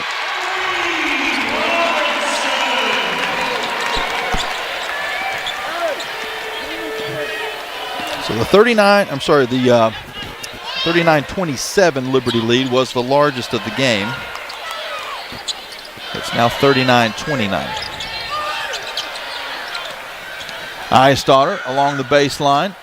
has her shot blocked and kept from going out of bounds by McDaniel, so JMU will run at the other end. Barnes to Robinson, her three-pointer is short, and Thompson gets the board, and the Flames will again slow the pace down. Here in Atlantic Union Bank Center. Opened up in 2020, holds about 8,500, actually exactly 8,500. Stout has the ball on the low block. Her shot was contested. It goes off, and we're going to have a foul back up court before a three-pointer was made by Stevenson. So the basket is waved off, and we'll see who picked up the foul for Liberty. Looks like Nawabi picked up the personal.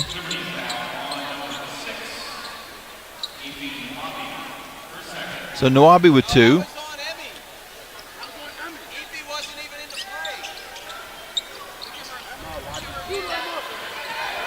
So the Flames actually claiming that the foul was given to the wrong person. And that is something that could be reviewed, but the play has already gotten underway, so I don't know if they can go back and review it now or not. As it goes down into the far side corner to Robinson, she rises up and hits a three-pointer. 39-32. 5 straight points for the Dukes. Emma Leon, she's in the game for Liberty, slips towards the basket and almost finished off what would have been a beautiful play. Just came up a little short on the finger roll. JMU back the other way. Barnes drives through. Heavy contact, no call either way. I'm not sure how that was a play on. It's either got to be a block or a charge. The basket goes through, and the Liberty lead is down to 5. 7 straight points for the Dukes. Nawabi, she'll drive through on the left side, but her shot comes up short. Flames fall back defensively, and a nice play by Avery Mills to knock the ball away from Stevenson as she tried to drive to the hoop. There'll be 5:45 to shoot. 5:45 in the third quarter. 23 seconds to shoot for JMU.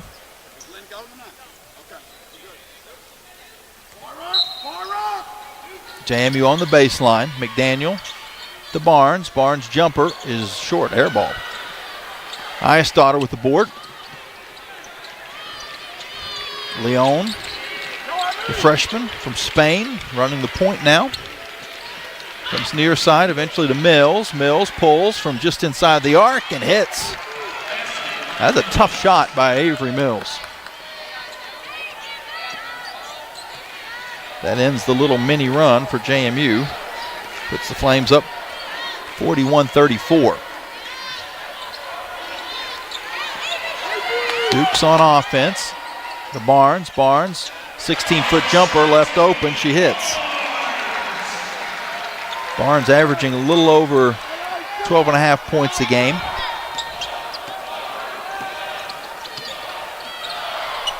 Cuts it back to a 5-point Flames advantage. Eyestaughter to Leon. Leon has her pocket picked from behind by Stevenson. Stevenson has a run out. She drives in and lays it through.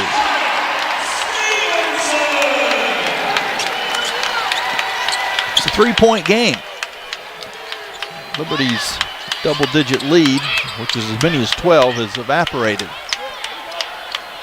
Nawabi on the far side to Mills. Mills bounces it to Stout. Stout's 15-foot jumper is good.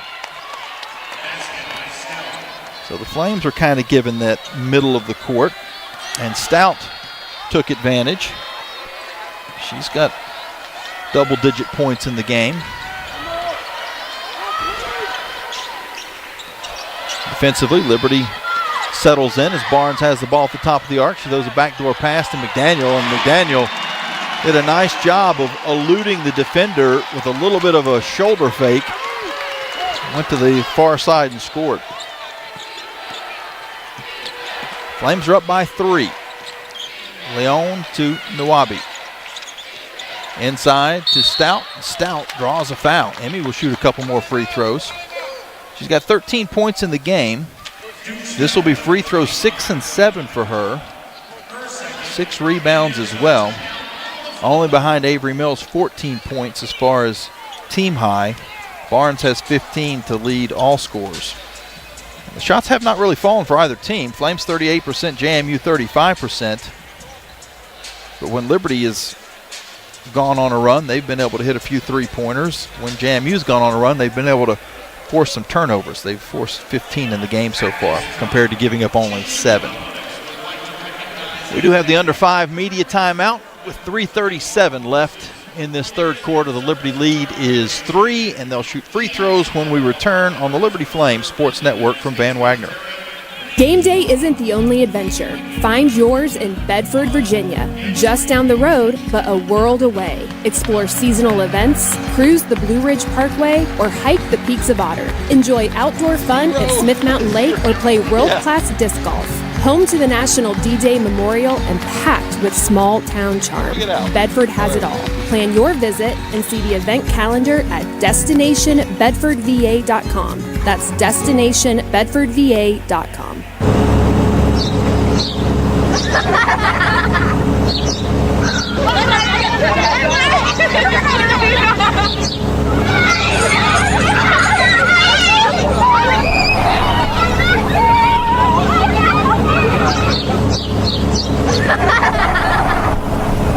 Rogers Heating, Cooling, Electrical, and Plumbing. Your local HVAC experts. Online at callrogers.com. Frank Good Builders is a proud supporter of the Liberty Flames. Frank Good Builders and its partners design and build beautiful custom homes in the Lynchburg and the surrounding areas. From designing a plan to picking out fixtures, Frank Good Builders works with you to design and build your truly custom dream home. Frank Good Builders can be reached at 434-238-3710 or frankgoodbuilders.com. Now back to Lady Flames basketball on the Liberty Flames Sports Network from Van Wagner. We really didn't know what to expect coming into this game. A very good JMU team. They're 2-1 on the year. Their only loss was to a very good George Mason team, a team that the Flames will play in December. And Liberty was going to be without Claudia Athene, out with an illness today. A JMU squad that forces a lot of turnovers. You add all that up and you really don't know what to expect, but the Flames have played really quite well. They lead by 3, a chance to extend that at the free throw line. They've been up by as many as 12. They've only trailed once in the game. That was a 2-point lead early in the second quarter for JMU. Flames have certainly held their own defensively, keeping JMU to 35% shooting for the game, including only 2 of 15 in the second quarter.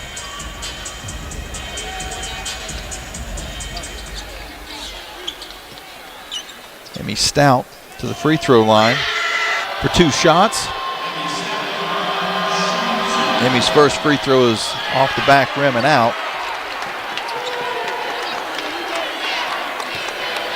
This JMU team won 30 games a season ago. They were picked to win the Sun Belt again this year for a 3rd straight year. Stout hits the second, so the Liberty lead is 44-40. The rebounding battle is 34-21 in favor of Liberty. Lee Alexander has checked back into the game for the Flames. Her and Jakayla Thompson are in the backcourt, showing some full court pressure to slow the pace down. They really haven't trapped out of this, but forced JMU to use 6 or 8 seconds to get it across half court. They do quickly get it to Barnes, though, once they do get in the offense, and Barnes turns into a jumper and knocks it in. She doesn't need a lot of space, and she does not have to be dared to shoot. She's playing excellent in this game so far. Has cut it down to 2. Flames going to Lynn Peters. Peters rips it to the near side, goes through Barnes, and scores. The freshman with a strong post move. Stevenson down court on the near wing to Marshall. Her 3-pointer is off, but Barnes gets the offensive rebound, then dumps it down to McDaniel, who laid it in. Nice cut by McDaniel. A nice find by Barnes, and it's a 2-point game again. Liberty 46-44. Thompson into Peters. Peters back out to Thompson. Thompson's left open for three. It's off to the left, and the rebound to JMU. They've got a chance to tie or take the lead on this possession. If they do take the lead, it would be their second lead of the ball game. Stevenson tries to penetrate. Alexander is on her. Now to McDaniel. McDaniel spins and draws the foul and hits the shot, and a chance to take the lead.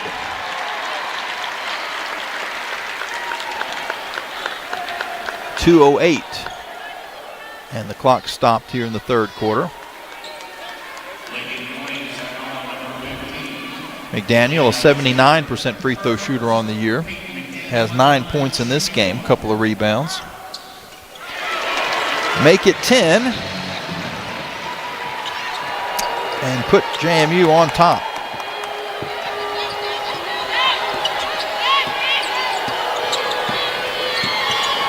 Thompson on the near wing. Mwamba back to Thompson. Thompson, a bullet pass into Peters. Peters works her way down on the left side, falls into the baseline and scores. That was a strong move that needed a little finesse at the end because she had to go through some contact, but Peters showing off some moves that you don't expect to see from a freshman. Flames back up by one. On the drive is Marshall. She has her shot rejected out of bounds by Iastadter. 10 seconds on the shot clock, 1:23 to go in the third. Ife Nwambi will check back into the game for Liddy Mwamba. Ife from Canada and Liddy from the Congo. Inbound pass to McDaniel. She's going to force up a three-pointer. It's off, and the Flames get the board in the far corner. Thompson will bring it up herself. Over to Ife. On the drive to the left, and scores, elevating over the top of Marshall. Ife Nwambi, wow. Liberty up by 3, under a minute to go in the third period.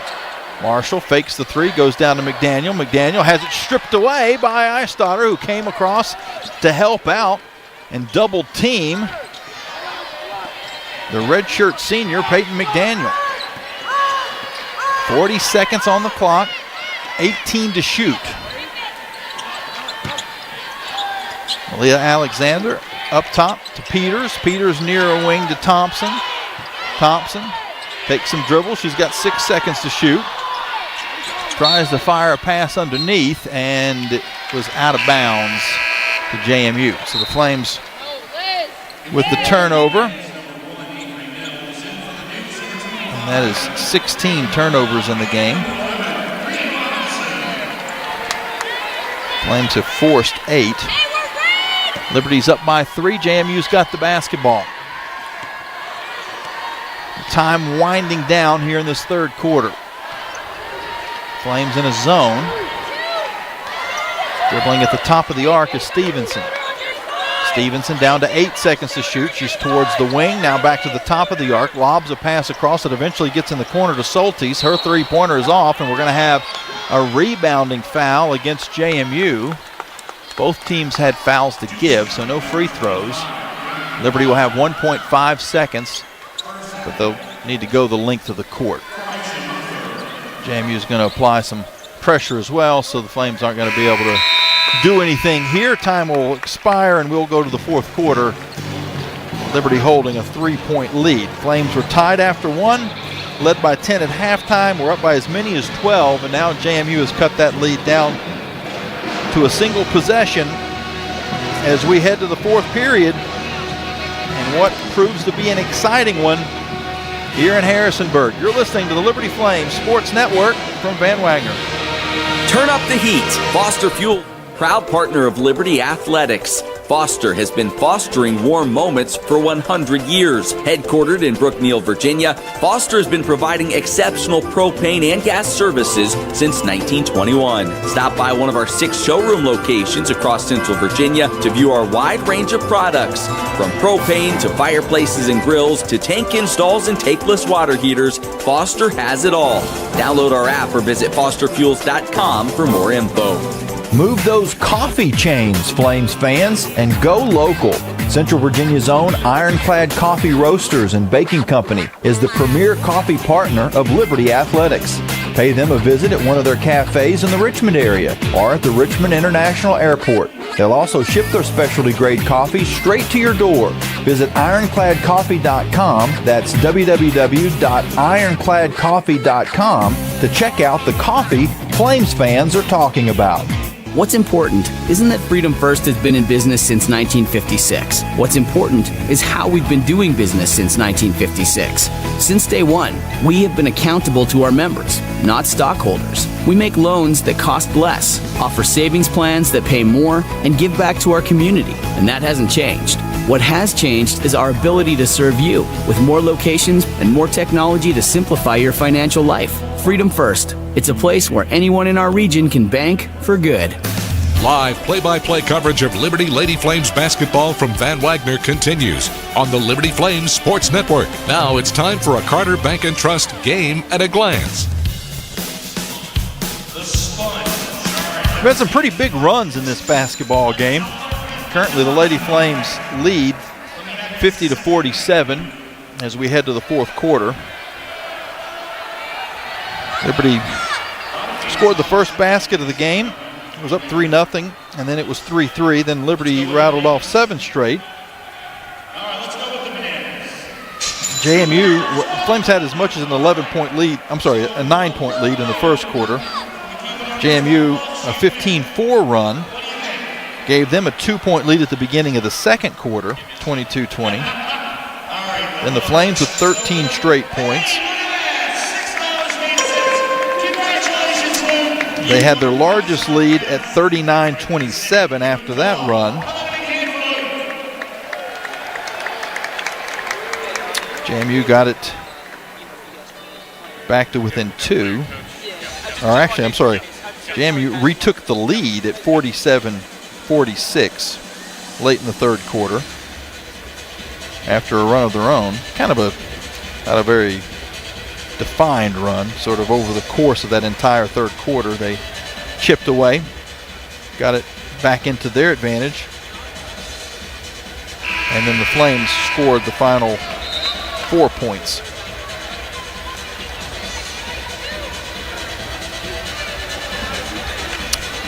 To lead 50-47. So yeah, at that point it was 47-46 JMU. Flames with 4 straight points, and it's currently the 3-point lead that the Flames will have. They'll be on defense to begin the fourth quarter.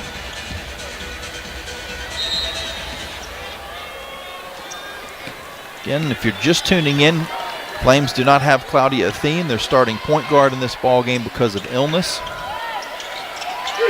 Barnes up to Stevenson, and Stevenson will lob backdoor to Barnes. Barnes catches and finishes at the rim, and it's a 1-point game.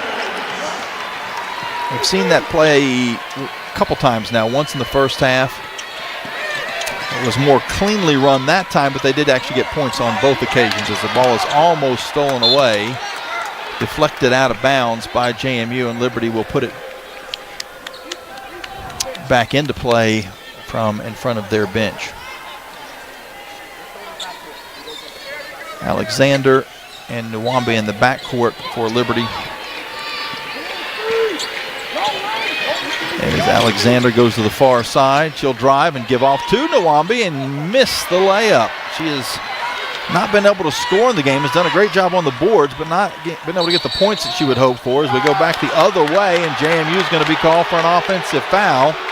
Kylie Marshall picks up the personal, extending the arm. Dukes had a chance to take their third lead of the ball game, but after the turnover, the Flames get it back.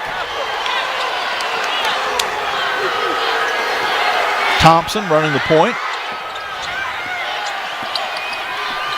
to Mills.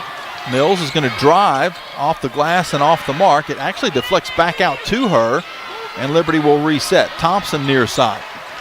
Lobs into Nawabi. Goes to the left, missed the shot, got her own rebound after a scramble, and the Flames get the basket, and we've got an injured JMU player. Let's hope that was just a little bit of a banging of knees as the players kind of collided. Can't quite see the number from here.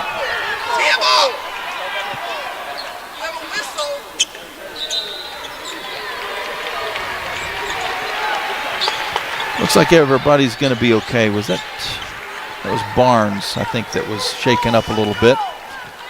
8:49 on the clock here in the fourth quarter. The Liberty lead is not on the scoreboard for some reason. 52-49 is the score in the stats, but the scoreboard doesn't have that on the board, and now it does.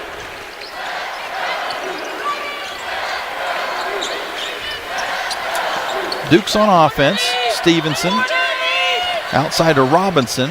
Robinson now near side to Barnes. Barnes attacks, pulls up from about 10 and hits it over the top of a couple of Lady Flames. Barnes has been an absolute stud in this game. 21 points, 9 of 17 from the field, and 9 rebounds. Liberty's lead is 1. Flames are on offense as it goes far wing to Thompson. Thompson with 12 seconds to shoot. Down low to Nawabi, back outside to Thompson. Peters, and her pass is picked off. Robinson runs down court. Euro steps past Peters, missed the shot, but an offensive rebound by McLeod, and her putback gives JMU the lead. 4 straight points by the Dukes. Thompson slowly into the offense for Liberty. Nawabi fakes the handoff, drives to the hoop, draws the foul, and hits the shot. What a deceptive play by Efi. It looked like she was going to dribble handoff to Eisdotter. The defense overplayed that, and Efi never stopped dribbling. Went around everybody to the basket, hit the shot, and now will have a chance to cap off the three-point play at the line. It is her first points of the ball game. Or correction, no.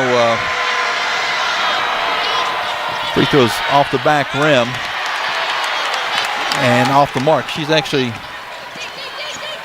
picked up 6 points in the game now, all here in the second half. 12 rebounds. JMU the other side. Stevenson with a strong move. And she goes over Emmy Stout, and Stout, I think, took the worst of that. She's holding her mouth as she comes back up court. Everybody's asking if she's okay. She says she's okay. JMU's back up by 1. So the Flames missed the free throw.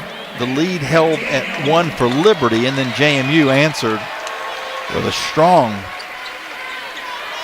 dribble drive by Zakiya Stevenson, the 5'4" junior out of Virginia Beach. 7:08, now the clock running here in the fourth quarter. Mills to Eisdotter. Far side to Thompson. Thompson throws a lob looking for Stout, and a 3-second violation will turn the ball over to JMU. Flames with 18 turnovers in the game, the Dukes with 9. Liberty shooting 42%, JMU 40%, and the rebounding is 38-27 Flames. Points off turnovers becoming an issue as Barnes turns to the free throw line and hits. This is the largest lead of the game for JMU. 57-54. Flames with the basketball. Nawabi for 3, short, and the rebound to JMU. Stevenson down court to Marshall, or correction to McDaniel. McDaniel's three-pointer's off the mark. Nawabi gets the rebound. Flames are going to run, and then they throw the ball away. Stevenson gets the steal as the pass was telegraphed. Stevenson will fire a three, hits the shot, and draws the foul.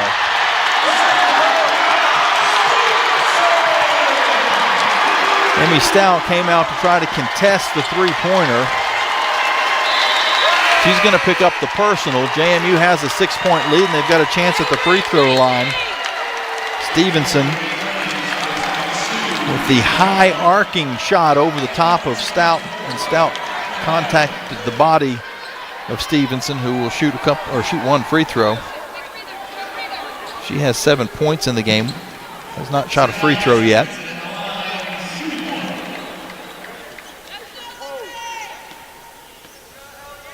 Stevenson's one and only free throw is good. And Liberty facing some adversity now. After leading through the majority of this game, Flames are now down by 7. JMU showing some pressure in the half court as Ayestadar hands off to Nawabi. She's going to go to the left side. Got the shot to the rim, missed though. Stout got the board. She can't finish. It goes out of bounds. And it will be Liberty basketball. 18 seconds to shoot, 5:45 to go in the game.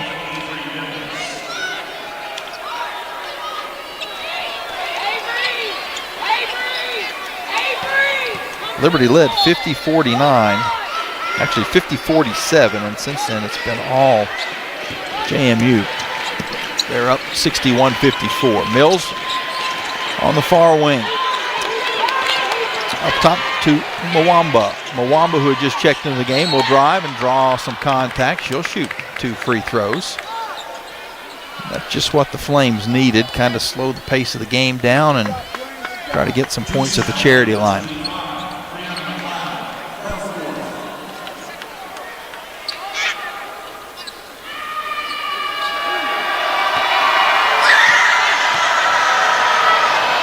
First free throw is off the back rim, though.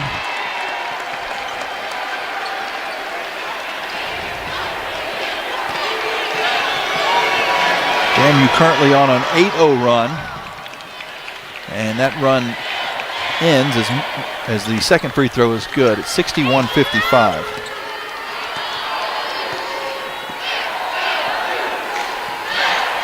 JMU slowly into their offense. Flames playing a 2-3 zone. Pass goes to Barnes. Barnes is going to work on Stout. Shoots over the top of her and scores. Barnes has just been unstoppable in this game. 25 points, 10 rebounds. Came in averaging about 13 points. Back to Stout. Stout missed the shot. Rebound JMU. They lead by 8, and they got to run out the other end. Easy points from Peyton McDaniel. The Flames are going to take a timeout. JMU now leads by 10.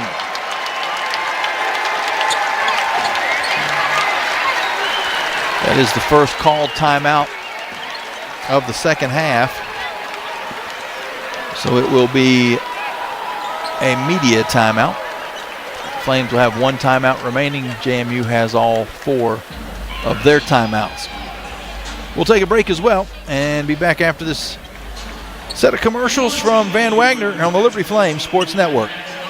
Hey, Flames fans, Gentry Lock is fired up to join in the excitement this season. Gentry Lock Attorneys knows it's all about preparation, precise teamwork, and a competitive spirit for the hard-fought wins. We've got that down. With our fierce drive to succeed, uncommon thinking, and extensive resources, Gentry Lock helps businesses thrive. We are downtown at 801 Main Street, and we serve the Commonwealth and beyond with offices in Roanoke, Richmond, and Norfolk. All the ways Gentry Lock can help clients succeed is waiting for you at GentryLock.com.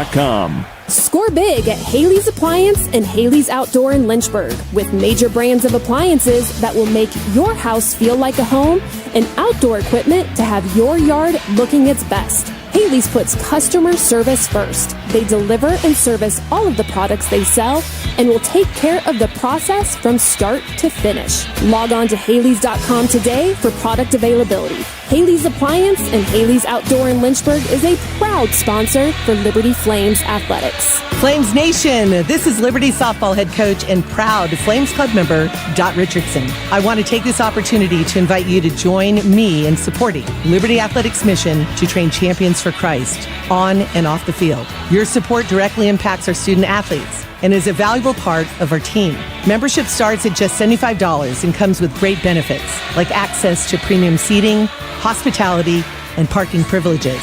Join today. Visit libertyflamesclub.org. You're listening to Lady Flames basketball live on the Liberty Flames Sports Network from Van Wagner. Now, back to the game.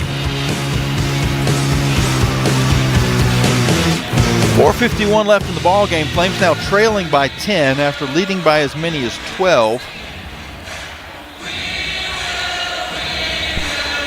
Liberty had a 50-47 lead coming into the fourth quarter, and JMU has outscored the Flames 18-5 in the fourth quarter. If you're just tuning in, Claudia Athene has not played tonight. She was unavailable due to illness.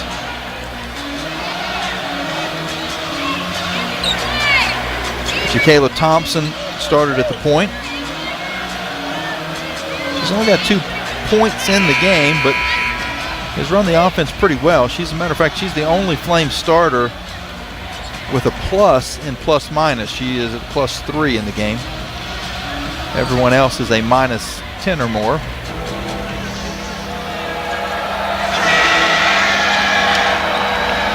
And after the timeout, the Flames will have 1 remaining. JMU has their full complement of 4. Thompson with the basketball across half court. Liberty going from right to left. Iastadter. In the corner to Mills. Mills back to Iastadter. Feeds it into Nawabi. Nawabi on the left side. Scores over McDaniel. At one point, Efi had no points, but had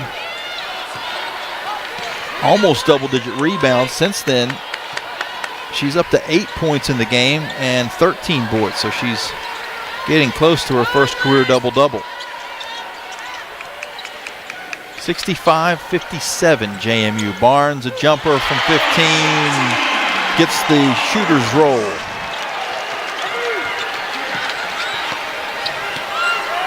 Back to a 10-point JMU lead. Time starting to become a factor. Under 4 minutes to go in the ball game.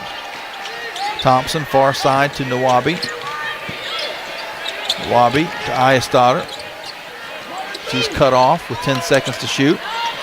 Comes to the top to Thompson. Thompson drives through, fades, and missed. Got her own rebound, though. Goes back up and missed again. Rebound is on the floor, and players fall to the hardwood. It's Iastadter that hits the deck. I believe the call is going to be out of bounds. JMU's Barnes had possession, but also had her foot on the baseline. So Liberty will get another crack at it with 20 seconds to shoot, 3:32 to go in the game. Flames trailing by 10. And we do have another timeout on the court, media timeout. There are media timeouts under the 5-minute mark of each quarter, but then there's also one on the first call timeout of each half. So the timeout, even though Coach Sherrard took it under 5, wasn't the under 5 media timeout. It was that first call timeout. So now we get the under 5. We'll take our final break of regulation with Liberty trailing 67-57. It will be their ball when we come back here on the Liberty Flames Sports Network from Van Wagner. Have you downloaded the Liberty Flames mobile app? If not, what are you waiting for?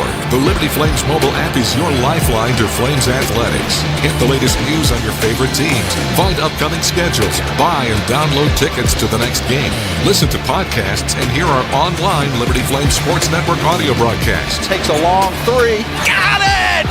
From 30! And the Flames lead! It's all on the Liberty Flames mobile app. Download it for free from your mobile app store today. The light from a star can take millions of years to reach Earth. So when you look at a star, you're looking back in time. But I see the future. I see exploration and courage. I see my country finding new horizons out there. And I see giant leaps making a comeback. I see myself. The future is where I'll make history. This message is brought to you by the United States Space Force. More information is available at spaceforce.mil. Owned and operated by a Liberty alum, Larry's Tire and Auto Repair offers complete auto service including tires, preventive maintenance, and more. Larry's Tire carries all major brands and is open from 8 a.m. to 5 p.m. Monday through Friday at any of their 4 locations, with 2 in Lynchburg, 1 in Forest, and 1 at Able Tire in Concord. More information on Larry's Tire is available at larrystireservice.com.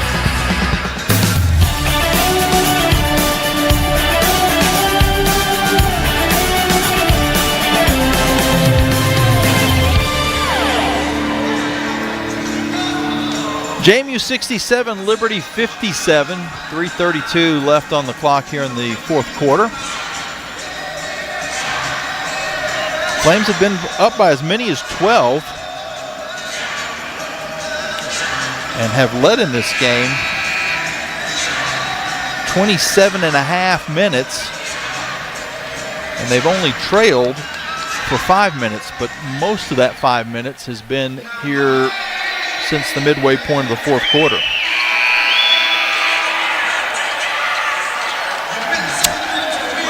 Actually, early-ish fourth quarter, so probably 4 of the 5 minutes the Flames have trailed have been the last 4 minutes. Liberty inbounds the basketball. It comes around to Thompson. Flames scoring to our left. Thompson will throw a pass in the paint to Stout. Stout muscles her way through a double team and scores. A nice move by Emmy Stout.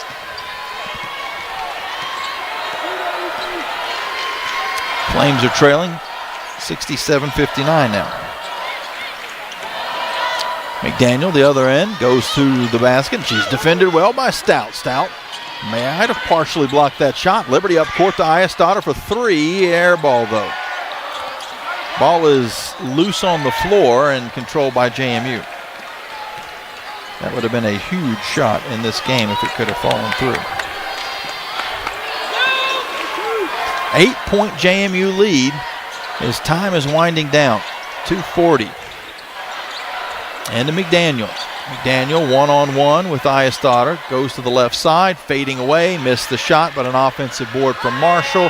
4 seconds to shoot. Out at the top of the arc to Robinson for 3, and she hits. And that may be the dagger in this game.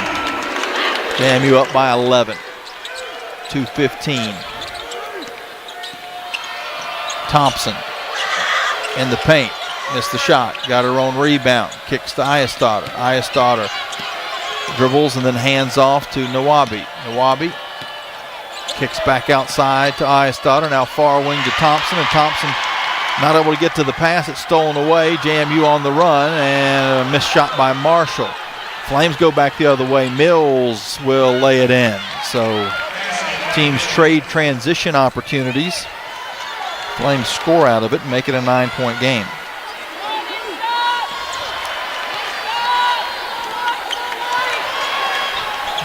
Thompson guarding Stevenson. Now bounce pass to McDaniel. Over to Barnes. Barnes along the right side, and she had gone to the middle so much, I think Emmy had to kind of overplay the middle a little bit, and Barnes was able to get to the hoop. Now the Flames go back into Stout. Stout missed the initial shot, saves the second one from going out of bounds. Over to Thompson for 3, off to the right, and JMU gets the board. And a tie-up. Let's see, was it a tie-up or a foul? They're going to call a foul. Stout picks up the personal foul as she tried to tie up the basketball after Marshall got the rebound for JMU. Liberty 72-61, JMU with the lead.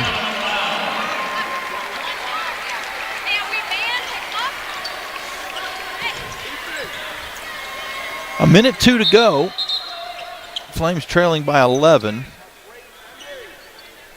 And we'll see if they're going to have to go into foul mode here.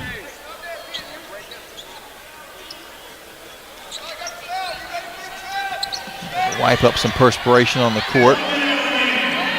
The inbound pass comes to McDaniel, and the Flames are not fouling in this spot. Trailing by 11. They are playing defense on McDaniel up close, and now a foul is called against Ayestada.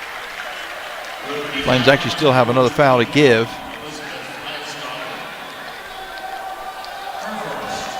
Talked about the game that Barnes is having, a career high for her. 29 points, 11 rebounds. She's had more rebounds than that, but 29 points is the most she's ever scored.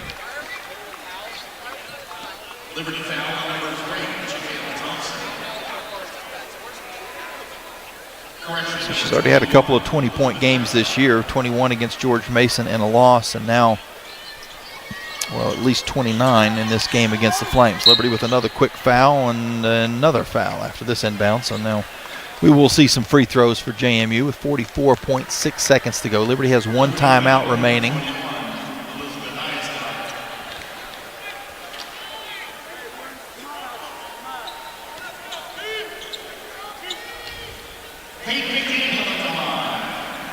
McDaniel shoots the free throw, 79% shooter on the year, hits the first.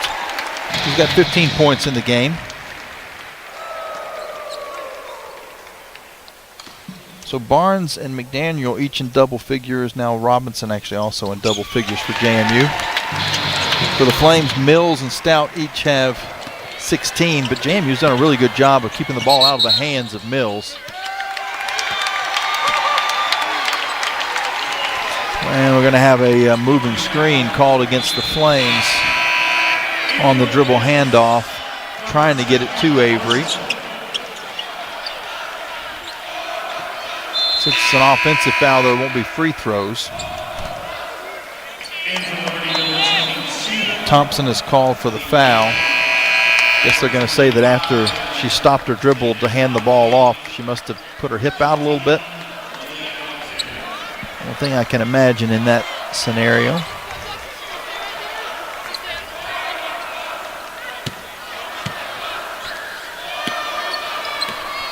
JMU inbounds. Doesn't look like the Flames are going to foul in this spot. The largest lead of the game for JMU is going to most likely be the final lead of the game.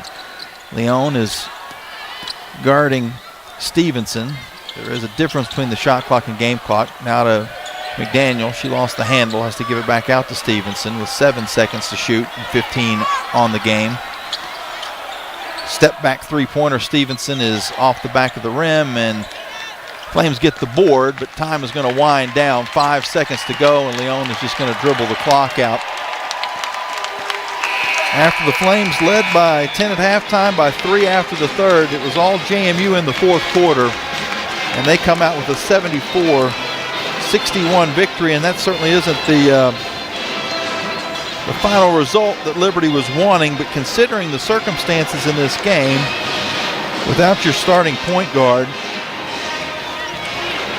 against a JMU squad that is just, and they're always tough. They're picked to win Sunbelt again this year for the third season in a row, coming off a 30-win campaign last year. You knew it was going to be difficult in this building if you were completely healthy, and to come in down a very key part and to lead for 27 minutes of the game, trail for 8, but unfortunately the 8 that the Flames trailed were pretty much the last 8, probably a minute or so of time that JMU had led previous to that in the ball game. But they got the lead a couple minutes into the fourth quarter and never gave it up. They outscored the Flames 27-11 in the fourth period and get the 74-61 win. We'll take a break. When we come back, the Coca-Cola post-game show here on the Liberty Flames Sports Network from Van Wagner. Hi, this is Alan York, asking you to join the team as a member of the Flames Club. As a Flames Club member, you can make a difference by directly contributing to the success of Liberty Athletics. The Flames Club's mission is to raise the financial support needed to provide our coaches and student athletes with the resources to compete for championships. Membership levels vary and begin at just $75. Some gifts may even be tax deductible. When you join the Flames Club, you're truly investing in champions and championships. Join today at libertyflamesclub.org. True Flame fans know where to shop to show their pride. Shop libertyflames.com. We're your one-stop shop for official Liberty Flames merchandise. Plus, all orders ship free. Go red, white, and blue and visit shoplibertyflames.com today. That's shoplibertyflames.com. ShopLibertyFlames.com is a proud sponsor of Liberty Athletics. For all your Liberty Flames apparel needs, visit shoplibertyflames.com today. It's the season of giving, and Lynchburg Nissan is giving you more than ever. Get $10,000 off MSRP on select models or 0% financing for up to 60 months. Drive home a brand new car starting under $18,000 and get 130% of fair KBB value for your trade. Plus, you'll receive 1 million miles of coverage at no cost. But hurry, inventory is limited. Visit lynchburgnissan.com or stop by today. Lynchburg Nissan, home of the 1,000,000-mile warranty. The doctors at Crossroads Family Dentistry say go Flames and good luck this season. Stephen Hatch, James Peary III, Trey Woolwine, and Carol Roberts have over 50 years of experience serving Lynchburg and the surrounding area. Their dental office in Forest is open and ready to serve you. Crossroads Family Dentistry provides all family and cosmetic dental needs and accepts major dental insurances. They're located at 14761 Forest Road in front of Brauburgers. More information is available at crossroadsfamilydentistryva.com.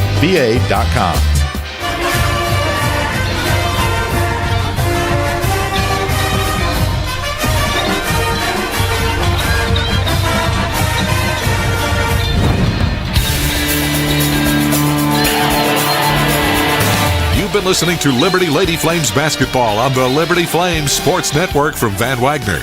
Time now for the Coca-Cola post-game locker room report.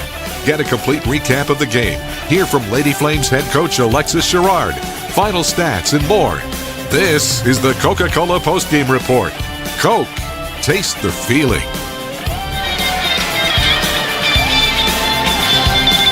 The JMU band playing a little post-game concert across the corner as the Dukes get a win over Liberty by a final score of 74-61. And if you've only tuned in incrementally throughout this game, there were a couple of times that you tuned in, you thought, well, wow, Lady Flames, I don't want to say have it under control because basketball's a game of runs and you can outscore your opponent 12 points quick and get back into a game. But Liberty led by 12. And they led by 9 in the first quarter and that was after a 7-0 Liberty run. Flames were up 16-7. JMU scored 15 of the next 19 points and led by 2 themselves at the beginning of the second quarter, but then 13 straight Liberty points extended the Liberty lead. Trying to eyeball, that was 37-27, so the Flames, let's see, no, they were up by 11. 35-24 was the largest lead during that sequence. So the Flames up by 11. They led by 10 at halftime. And then Liberty out to a 39-27 lead. That was the largest of the game before JMU battled back to get it down to 3 going into the fourth quarter. It was 50-47. JMU scored 8 in a row and then overall an 18-5 run. And if you just look at the fourth quarter as one big run, it was 27-11. So after the game was tied at after 1, the Flames outscored JMU 17-7 in the second. JMU outscored the Flames 20-13 in the third, and then 27-11 in the fourth to get the 74-61 win. The Dukes now 3-1 on the year. The Flames fall to 2-1. JMU will have one more game as far as the homestand for them. They start the year with 5 straight games here in Harrisonburg. They'll play Villanova on the 16th. far as Liberty is concerned, they head back home for a big game on Sunday. They go from the Dukes to Duke. Duke Blue Devils will be in Liberty Arena for a 2 o'clock game. Also, Kerry Green Appreciation Day, so you don't want to miss that.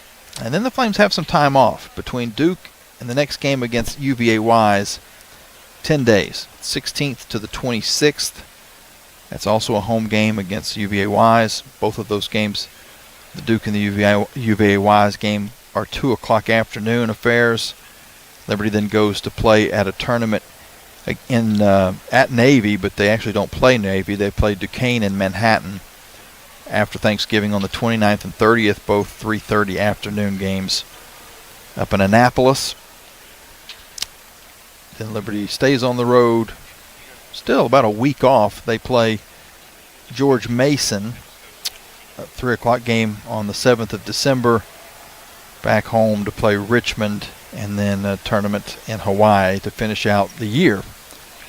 After that, it's Conference USA play. So a couple of sections here of the schedule where the Flames will play a game and then have a decent amount of time off. I guess technically that would be 9 days in between the games and 6 days in between the games, but still some good rest opportunities, and Liberty might need that. Again, Claudia Thien battling an illness. We've seen some players kind of get banged up a little bit, but for the most part healthy. But again, you get early in the season, some bumps and bruises start adding up a little bit, so not the worst thing to have a few days off. They don't have a lot of time off this week to get ready for a very good Duke team on Sunday, but enough. That's a decent amount of preparation. Once you get to conference, you're having to do it on one off day before you play again. Sometimes 2 off days, but usually a Thursday, Saturday setup. So they got a little time to get ready for the Blue Devils, and they're going to be really good. Top 25 team in the country, and they have certainly earned that, not just this year, but over the course of the last 20 years. One of the better teams in women's college basketball. Cool to see them in Liberty Arena, and if you want tickets, you can go to libertyflames.com and find all that information there. We do have some stats to tell you about. Brought to you by Larry's Tire and Auto. Again, 74-61 the final score. JMU with the win. They finished up shooting 43% for the game. Flames 38%. Liberty was 5 of 16 from 3. JMU 7 of 25 from 3. That's 31% for Liberty, 28% for the Dukes. JMU 7 of 7 at the free throw line. Liberty was 10 of 15, which means another 1,000 meals donated to local area food banks through the Food Line Feed Score to Give More campaign.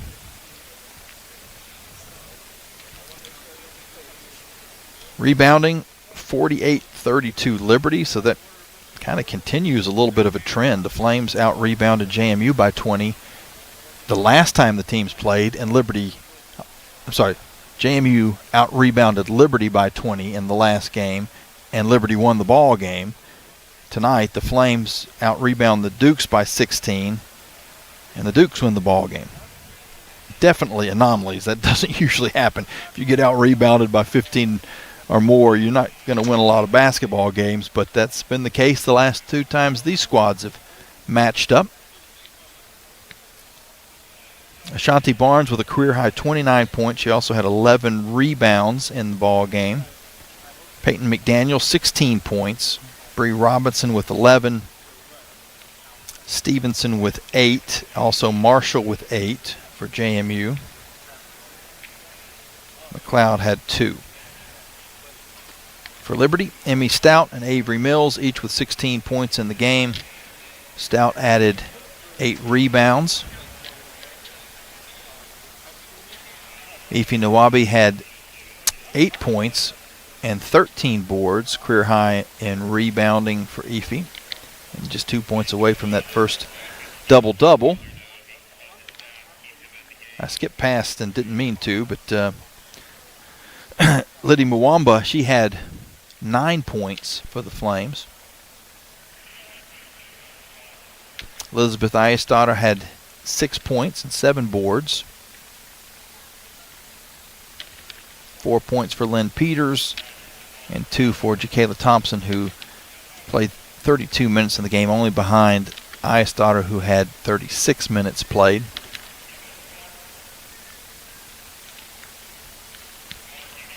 Thompson with 2 points, but 7 rebounds. So the point guard with 7 boards in the game, including a couple of offensive rebounds. So that rounds out the scoring for the Flames. Malia Alexander, Emma Leon, and Zeynep Avja. If you say it fast, it's easier to not mispronounce it, because we've got some tough names on this team. This might rival the early 2000 Lithuania influence on the Lady Flames roster as far as the amount of syllables. But if you just spell it out, the Zeynep is pretty close to phonetic, Zeynep, but then the last name Avci. Zeynep from Turkey got her first points as a Lady Flame in the game against Frostburg State, and she came in, got about a minute of playing time to finish up today's ball game. And so everybody got in that was available to get in. Again, if you're just now joining us, Liberty was without their point guard in the ball game, Claudia Athene, out with illness. We'll take a break and we'll come back. I'm going to guess probably back into the studio. We haven't seen any side of players or coaches coming out of the locker room yet, so most likely Trey Lyle will get us a look at the Frank Good Builders out-of-town scoreboard, and then we'll wrap up the show with Coach Alexis Sherrard as we finish up the broadcast. Good Feet Store bringing us our post-game coaches interview, our Thompson Brooks Insurance Player of the Game for the Lady Flames in this ball game. That's a tough one. I'm going to say, I mean, you got Avery Mills and Emmy Stout each with 16 points.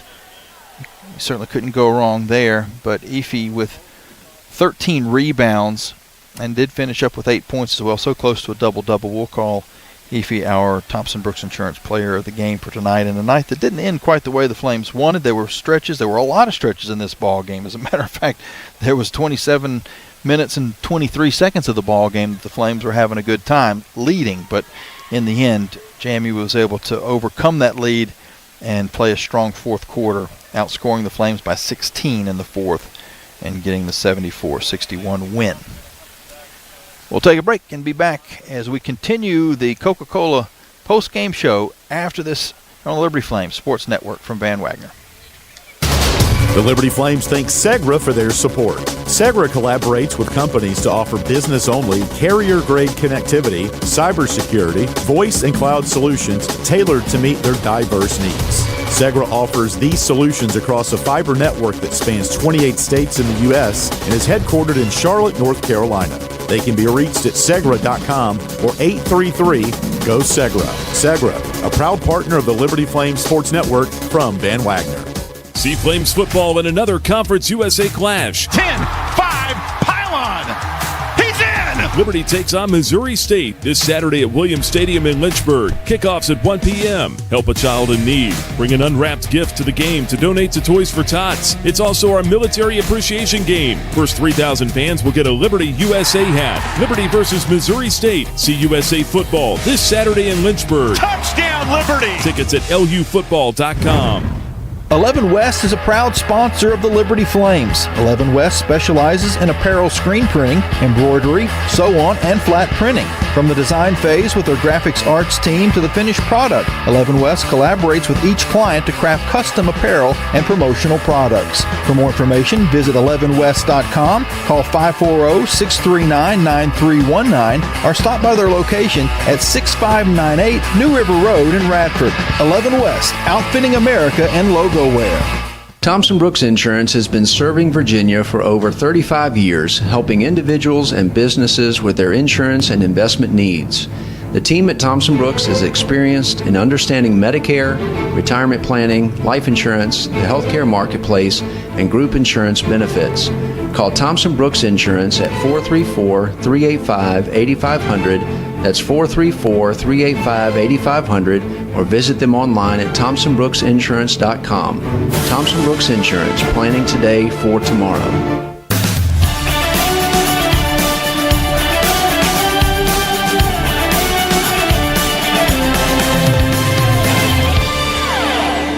Welcome back. Post-game show presented by Coca-Cola. Looking at our final score, JMU 74, Liberty 61. Flames with a struggling second half fall to the Dukes out in Harrisonburg. We'll go back to the court with Alex Sherrard, coach, and Jamie Hall in a matter of moments. But first, we'll go to our out-of-town scoreboard.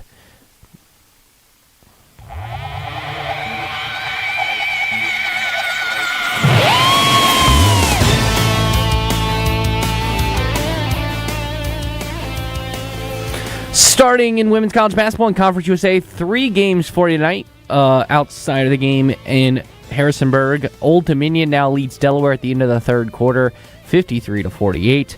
Kennesaw State got the win over East Tennessee State, 64-63. Sam Houston 78, Arkansas Pine Bluff 44. As for the top 25 in women's college basketball, number 23 Kentucky about to get the win over South Carolina Upstate as they currently lead with 2:49 left, 87-25. Michigan State getting the win over Youngstown State, 136 left, 93-52. Number 13 Ole Miss defeated Southern 53-24.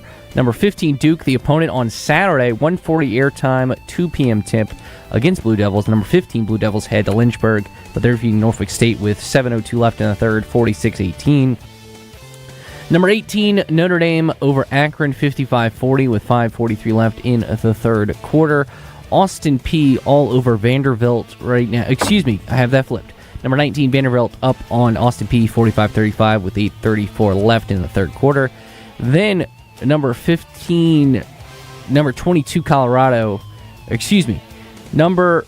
22 Louisville trails Colorado 45-44 with 4:56 left in the third quarter. Loyola Chicago trailing the number 1 team in the land, UConn, defending champs, up 38-14 with 1:33 left in the first half. Then number 16 Iowa State is up on Valparaiso 43-22 at the half. Number 17 TCU is up on Tennessee State 51-20 with 2:56 left in the first half. With 4:41 left in the first quarter, LSU, number 5 team in the country, up on Charlotte 17-10, and about to tip off in about 45 minutes from now, number 6 Oklahoma and Kansas City. As for men's college basketball, a couple local games of interest going on right now, including VMI. They were in action. That game has gone final against University of Virginia Lynchburg, or Virginia University of Lynchburg, as they got the win 106-54. Other area teams, or Commonwealth teams, I should say, in action right now. JMU and Longwood. Longwood up 44-35 at the half over the Dukes. Virginia Tech currently up 64-38 with 12:38 left in the first half, or in the second half, over St. Joseph's. Other Virginia schools in action as VCU is up on St. Peter's 41-32. As for action in Conference USA in the Sun Belt, Kennesaw State up on Point University 52-36 at half, and Middle Tennessee tied with Evansville at the half with 13:53 left in the first quarter. That game just tipped. It's 11-11 in that one. Other scores around the country, of course, when it relates to the Dukes, NC State's in action tonight. Their game is just about to tip. Of course, the Flames take on NC State on the men's side a little bit. Actually, it's just tipped 12-9 with 15:38 left in the first half there as well. That will do it for our Frank Good Builders out-of-town scoreboard. Now time for our play of the game presented by Freedom First Credit Union. Thompson, a bullet pass into Peters. Peters works her way down on the left side, falls into the baseline and scores. That was a strong move that needed a little finesse at the end because she had to go through some contact, but Peters showing off some moves that you don't expect to see from a freshman. Flames back up by 1. As we now head back to Harrisonburg with Jamie Hall and Coach Alex Sherrard. Jamie, I know disappointing second half, but freshmen got a couple big baskets in the third quarter to keep it close for the Flames. Well, Coach, let's start with that that Lynn Peters play. I know on a night that you didn't get the win, and there was some certainly negatives that we could start off with. But let's start off with that positive, because she showed us some things that you don't usually see from a freshman, some poise in situations where she had to draw some contact, and she fought through it, and then had to have a little finesse at the end as well. Yeah, Lynn is she's a very talented player. She's very strong at her position. Just to be a freshman, first year, first 3 collegiate games, very proud of her, very proud of her. She was a great spark off the bench. I mean, our bench outscored them 13-10, so I was very proud of our team. I tell our team all the time, with this group, this young team, we're going to need everyone to help us win, bench included. So I was very proud of how the bench responded in a very hostile, tough environment.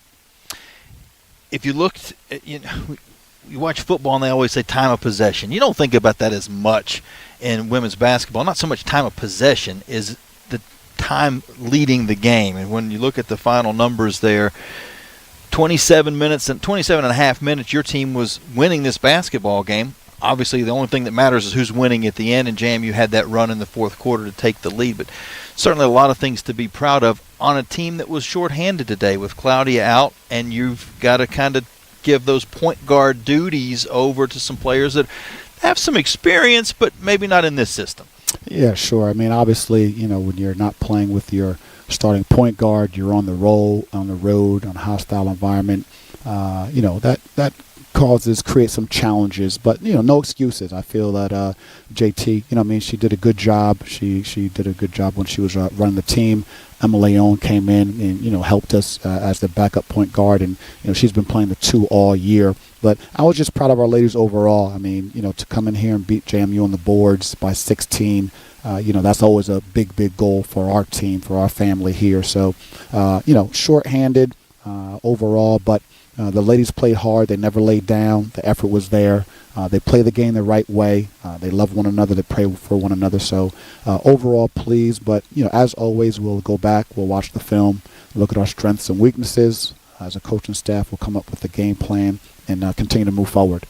And for the fans that may not realize this is a JMU team that won 30 games a year ago. They were picked to win the Sun Belt again for the 3rd season in a row. This is going to be a team that wins a lot of ball games. You can't really just if everyone was just kind of keying in on that loss they had against George Mason. George Mason is a very good basketball team as well. So they have some studs, and Barnes really showed how good she was in this basketball game. She was hard to stop. Yeah, she's a very talented player. This is just great experience for us, on the road. These out-of-conference games, it's all about preparation. I mean, this is assimilating, on the road at Middle, on the road versus La Tech, big-time top-level teams in our conference. So, we need to learn from these games, take the positives, learn from the negatives, and continue to improve. But overall, again, like I said, we had a, slow second half. We just got to look at the film, go back, again, look at our strengths and weaknesses. We don't want to overreact, but we want to underreact as well. I don't want to keep you too long, but and I know coaches hate the phrase moral victories, and we don't play for moral victories, and I understand that. You've got a very young team, and this is a very senior, junior laden team. So can you not say we did what we wanted to do tonight, because I know we didn't, but can you come out of this and go, ladies, you played with the team that's going to most likely win the Sun Belt, a team that's going to win maybe some games in the NCAA tournament. You were on that level with them, better than them, for 2/3, maybe even 3/4 of this basketball game. Yeah, we definitely talked about, winning, playing probably better, winning 3 of the 4 quarters. But, it's a 4-quarter game. It's a 40-minute game. But like I said, I'm very proud of our ladies. JMU is a very talented team. They're very tough, a lot of talented players. But we're talented as well. But like I said, this is just going to fuel our team. We'll continue to learn how to win. And, like I said, we'll study the film, come up with a game plan, go hard in practice, and be ready for the next game. Because, like I said, told the team, JMU, they just lost by almost 30 points the game before. You know what I mean? So, everyone at this time of year, everyone's learning how to win. And everyone's all about preparation. And I really love our team's character. When I walked into the locker room, all heads were up, had good eye contact. So from a coaching perspective, that's what you want to see, especially after a tough loss on the road. You got Duke next. It's a big game. Obviously, you're playing Duke. They're a top 25 team, but it's also Kerry Green Appreciation Day, so there's going to be a lot of emotions going on and off the court on Sunday. Sure, yeah, we're looking forward to it. I mean, obviously, the Coach Green Appreciation, our ambassador who, laid the foundation for this program. So we're internally and grateful to Coach Green. But, we have work to do for 40 minutes prior to the appreciation, and I know Coach Green would want us focusing on the game, not on the appreciation. So we'll come up with a game plan. We have a couple of days before then to practice, prepare. We'll play hard for 40 minutes. We'll trust the process, and then we'll be able to celebrate Coach Green afterwards. Coach, appreciate your time. We'll see you on Sunday. Thanks, Jimmy.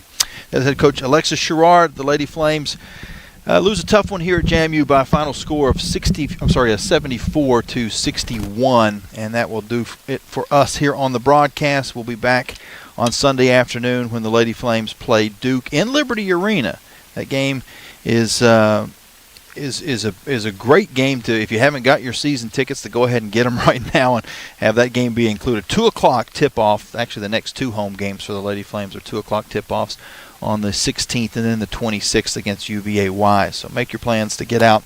If for some reason you can't make it to the ball game, you can listen here on the Liberty Flames Sports Network from Van Wagner. Well, I want to thank Trey back in the studio for his help getting the broadcast on today and the scoreboard updates that we've had. I want to thank Paul Carmody for the stats and the game notes and everything that makes me sound a whole lot smarter than I am. And I want to thank you for listening, whether it was on the YouTube stream, Facebook, the Liberty Flames app, or the website, libertyflames.com. We certainly appreciate your patronage. And until next time, this is Jamie Hall saying so long and God bless.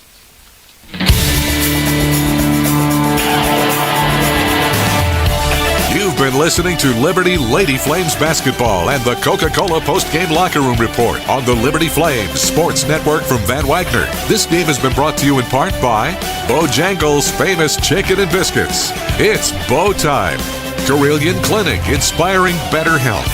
Carter Bank, life lived full. By Coca-Cola, taste the feeling. Crossroads Family Dentistry. Destination Bedford. By 11 West.